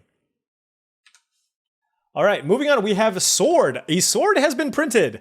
Sword of Wealth and Power. Equipped creature gets +2/+2 and has protection from instants and from sorcery. So this card almost says give your creature hexproof almost, except your opponent's, I guess, creatures can kill it. Actually, no, your Oblivion Ring effects could also work. So it doesn't blank your creatures from all removal, but it still gives +2/+2. But let's read what else it does. Whenever equipped creature deals combat damage to a player, create a treasure token. All right. When you next cast an instant or sorcery spell this turn, copy that spell. You may choose new targets for the copy. The problem I see here in Sword of Wealth and Power is the fact that it's just really hard to connect with this, right? The reason why the other swords were so great was the fact that it would give protection from colors, from 2 colors. So oftentimes you would have protection from a single color. But additionally, this effect is also highly situational. You need to have a spell to play after you connect, right, to be able to get that extra value. So not only does this not give you protection from the things that you want to give it protection from, it's also hard to connect. And when you do, then you need to have a spell to make it work. So ultimately, I'm looking at this as more of a 3 mana equipped creature gets +2/+2. Not a big fan. Not a big fan. I like the Lotus equipment more. I'm going to give Sword of Wealth and Power like a D, maybe a D+, if you just absolutely want an equipment in your deck to move around and you have some sweet spells to cast and you're hoping that you can be able to pull it off by putting onto an evasive creature. But not something I'm taking super highly, although I know a lot of people are going to be first picking this card. Moving on, we have Torpor Orb. Creatures enter the battlefield, don't cause abilities to trigger. F. Next. Next, we have Transmutational Font. 5 colorless for an artifact. Tap. Create your choice of a blood token, a clue token, or a food token.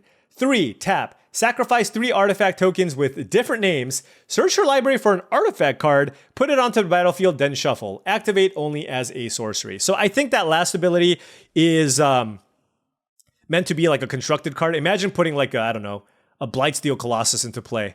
after sacking the 3 things that you make. But for the context of limited, you're really going to be looking at this as tap, make a clue token to draw a card, but then you have to pay 2 mana to then you crack the clue to draw a card, or if you're behind, every turn you can pay 2 mana to gain 3 life, which is also like okay, but not especially strong. I mean, this card is just really slow. It's a really slow way to get card advantage. It kind of reminds me of like a magnifying glass, but it costs more to cast. It doesn't ramp you. This card's a D. I'm just not really interested in playing this card in my deck. Next, we have Fomori Vault. It's a land. It's a mythic land. Tap to add a colorless mana. It's not a desert. 3, tap, discard a card, look at the top X cards of your library, where X is the number of artifacts you control, put one of those cards into your hand and the rest of in the bottom of your library in a random order. So you have to discard a card and you need a bunch of artifacts in play. This is just not going to happen in Limited. We will give Fomori Vault also in F. Moving on, we have another mythic land, Tarnation Vista. Tarnation Vista enters the battlefield. Tarnation Vista enters the battlefield tap. As it enters, choose a color. Tap, add 1 mana of the chosen color. 1 colorless, tap. For each color among monocolored permanents you control, add 1 mana of that color. That's really interesting. That is really interesting. So, kind of like that desert. It's actually funny. It's really weird, but this is identical, almost identical to that desert that also enters a battlefield tapped and you choose a color, right? But it's not a desert. But this gives you a minor devotion. What was the land? This gives you like a pseudo Nykthos effect, right? So let's say you have 3 white permanents in play because you need at least 3 permanents of 3 monocolored permanents. But if you do of the same color, you net mana because you pay 1, you tap this, then you add 3 white mana. Let's say you have 3 white creatures in play, you add 3 white mana. So you paid 1, you tap this one, you add 3 white mana, so then you netted a mana. So there are instances where this can actually generate you mana, and it acts as an awesome mana fixer, right? It gives you the mana of any color that you want. So I think this card is great. I think for the most part, you're going to use this as a land that gives you a mana of any color, which is kind of like a C+ level card. But given the fact that you can also use this to every now and then generate more mana and have it ramp you. I mean, in Constructed, this card's probably awesome, but for Limited, I'm going to give this at least a C+, but potentially even a B-. Like, let's say you have like a monocolor deck, which is super rare, but let's say you do, or you have like a deck that generates tokens like Prickly Pear, then all of a sudden you can have this generate a lot of mana and have it be really, really good for you. So yeah, I think this is going to be a C+, B- level card. All right, moving on. We are now in the home stretch, and I'm going to try to breeze through these. We are an hour and 50 minutes in, and we have a lot of these gold cards to cover. So I'm going to read the card and just give you my grade. Abrupt Decay, because these are going to be really rare. You're not going to get them that often. Black and or green, instant. This spell can't be countered. Destroy target non-land permanent with mana value 3 or less. Decent removal spell. We're going to give this a C, because it doesn't kill everything. Anguished Unmaking, 1 white and a black for an instant. Exile target non-land permanent, you lose 3 life. Losing 3 life is a pretty big cost. I am still giving this a C. Next, we have Back for More, 4 black and a green for an instant. Return target creature card from your creature to the battlefield. When you do, it fights up to 1 target creature you control. Black-green is pretty good at self-milling. If you can get something big back, it can be good, but it is a lot of mana. So I'm going to give Back for More a C, only if you can get something big from the graveyard.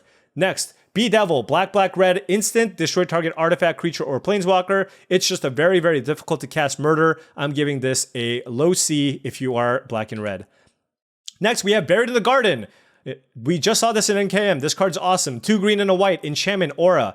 When Buried in the Garden enters the battlefield, exile target non-land permanent you don't control until Buried in the Garden leaves the battlefield. When enchanted land is tapped for mana, its controller adds an additional 1 mana of any color. So this is a ramp spell / a removal spell. Sign me up. B for Buried in the Garden. Next, we have, I gotta move my head, Crime and Punishment. 3 white and a black. Put target creature or enchantment card from an opponent's graveyard onto the battlefield under your control. Or a punishment, destroy each artifact, creature, and enchantment value with mana value X. Now remember, this is exactly mana value X, not mana value X or less. So this is not, in fact, a sweeper. This has some flexibility. You can control what you kill. I think at best, this card is going to be a C. Moving on, Cruel Ultimatum, one of my favorite sorceries of all time. Blue, blue, black, black, black, red, red. For a SAR sorcery. Target opponent sacks a creature, discards 3 cards, then loses 5 life. You return a creature card. You return a creature card from your graveyard to your hand, draw 3 cards, gain 5 life. All the value, super stupidly hard to cast, but it's an incredibly awesome card. I'm still gonna give this a D. It's just way too hard to cast. If you can pull it off, let me know. Let me know. Put it in the description. I mean, I might even try to draft around this, but it's just way too hard to cast. All right, next we have Decimate. 2 red and a green for a sorcery. Destroy target artifact, creature, enchantment, and land. The important thing here is you need to have all 4 targets. That is really, really hard to pull off. I am giving Decimate a D just because you need to target all of the permanents. Next, we have Decisive Denial. Blue and a green for an instant. Choose one. Target creature you control fights another creature you don't control. Or counter target non-creature spell unless its controller pays 3. So this is a pseudo mana leak, but only for non-creature spells, and also a fight spell, which is significantly worse than a bite spell. Decisive Denial gets a low C from me. Next, we have Detention Sphere. 1 blue and a white. Detention Sphere enters a battlefield. You may exile target non-land permanent, not named Detention Sphere, and all other permanents with the same name as that permanent. When Detention Sphere leaves the battlefield, return the exile cards to the battlefield under their owner's control. You will be shocked at how many times you can randomly get 2 things, even in limited. And the fact that this still kills anything, Detention Sphere is awesome. This gets a B. Endless Detour, green, white, blue for an instant. The owner of target spell, non-land permanent or card in a graveyard puts it on the top or bottom of their owner's library. F. Fractured Identity, 3 blue and a white, sorcery. Exile target non-land permanent. Each player other than its controller creates a token that's a copy of it. This card is great in Vintage Cube, so guess what? It's great in Limited as well. This is an A. Slam it. Next, we have Hindering Light, blue and white for an instant. Counter target spell that targets you or a permanent you control, draw a card. This is a situational counter spell. I don't think it's particularly great. I'm going to give this a D. Humiliate, white and a black, sorcery. Target opponent reveals their hand. You choose a non-land card from it. That player discards that card and put a +1/+1 counter on a creature you control. So normally I don't like discard spells. This would normally be a D level type card, but I do think a +1/+1 counter is relevant enough where I can see giving this card a C-.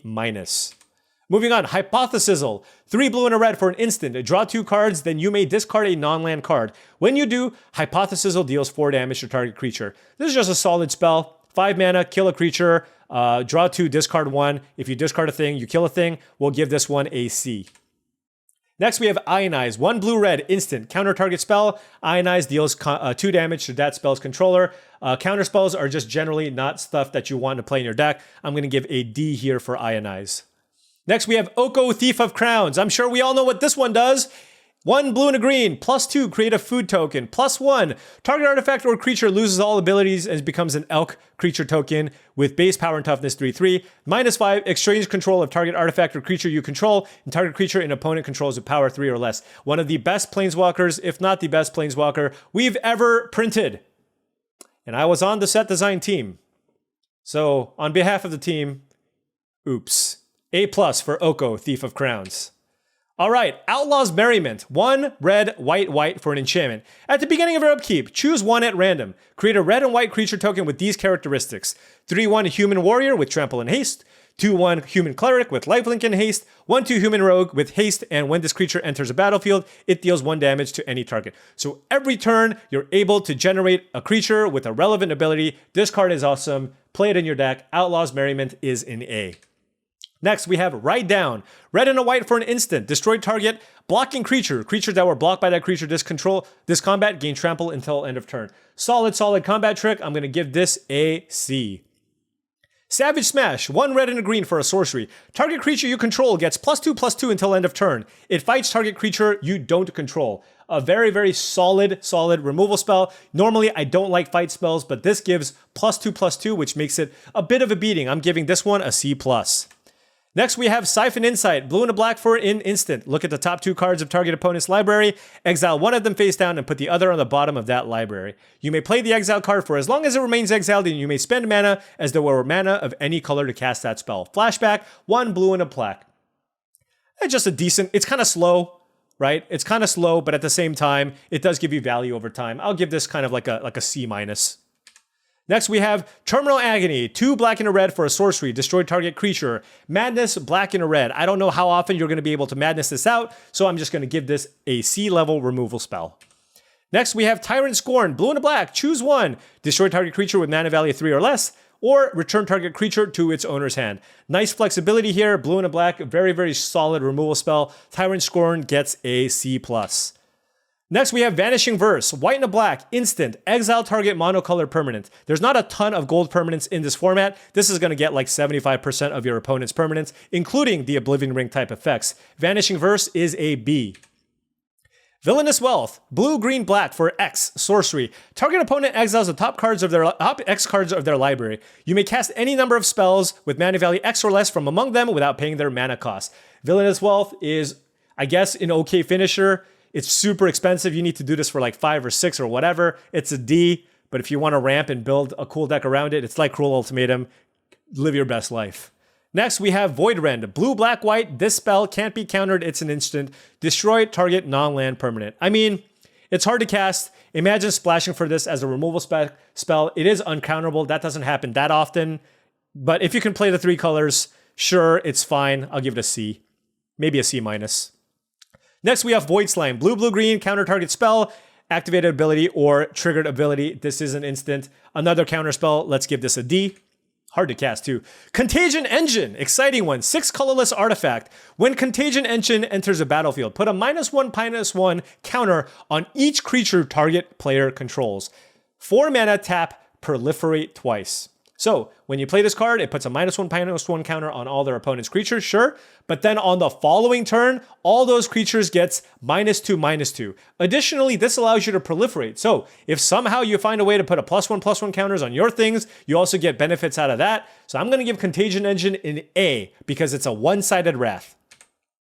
Grindstone, 1 colorless artifact, 3 tap, target player mills 2 cards. If 2 cards that share a color were milled this way, repeat this process. F. Don't play this card unless you have some weird mill deck. Next, we have Mindslaver, 6 colorless for a legendary artifact, 4 colorless tap, sack Mindslaver. You control target player during that player's next turn. So the best case scenario for this is you take over your opponent's turn, and then you basically make them attack, and you block in a way where you get to basically eat all their creatures. I think this card is quite bad. This gets a D from me. Next, we have Unlicensed Hearse, artifact vehicle, tap, exile up to 2 target cards from a single graveyard. Unlicensed Hearse's power and toughness are each equal to the number of cards exiled with it. I can see an instance where this card can get really big, where like you exile a bunch of things out of the graveyard, but still something I'm not super excited about. I don't think I'm going to be playing this that often. We'll give Unlicensed Hearse a D. Moving on, we have Dust Bowl, land, tap, add a colorless mana to your mana pool. 3, tap, sack a land, destroy target non-basic land. I'm going to give this one an F. Do not play Dust Bowl. One thing that I forgot and I only remembered for this are the special guest cards. Apologies for that. I'll remember for future sets, but I will also be going over the special guest cards. So first things first here, we have Mystic Snake. 1 green, blue, blue for a 2/2 flash snake. When Mystic Snake enters the battlefield, counter target spell. I just think this card is kind of hard to cast. It does come with a body attached to it, which is kind of cool. I'm going to give this like a C- just because it's a counterspell that comes with a body. Next, we have Notion Thief, 2 blue and a black for a flash 3/1 human rogue. If an opponent would draw a card except the first one they draw on each of their draw steps, instead that player skips that draw step and you draw a card. So there's not going to be too many instances where your opponents are drawing a bunch of cards. So this is just kind of a bad 4 mana 3/1 flash creature. I'm going to give Notion Thief a D. If you play against a blue deck that has a lot of card draw, I guess it can be a nice sideboard card, but not too excited about this. Next, we have the OG, old school Desert. Tap, add a colorless mana to your mana pool. Tap, Desert deals 1 damage to target attacking creature. Activate only during the end of combat step. That's a really, really relevant ability. It's a desert, it adds a colorless mana, and the fact that this is a land that acts as a way to perhaps kill those 1/1 tokens that people have, I just think this card is really solid. I'm going to give this one like a B-. I would be happy to play Desert in all of my decks. Next, we have Prismatic Vista.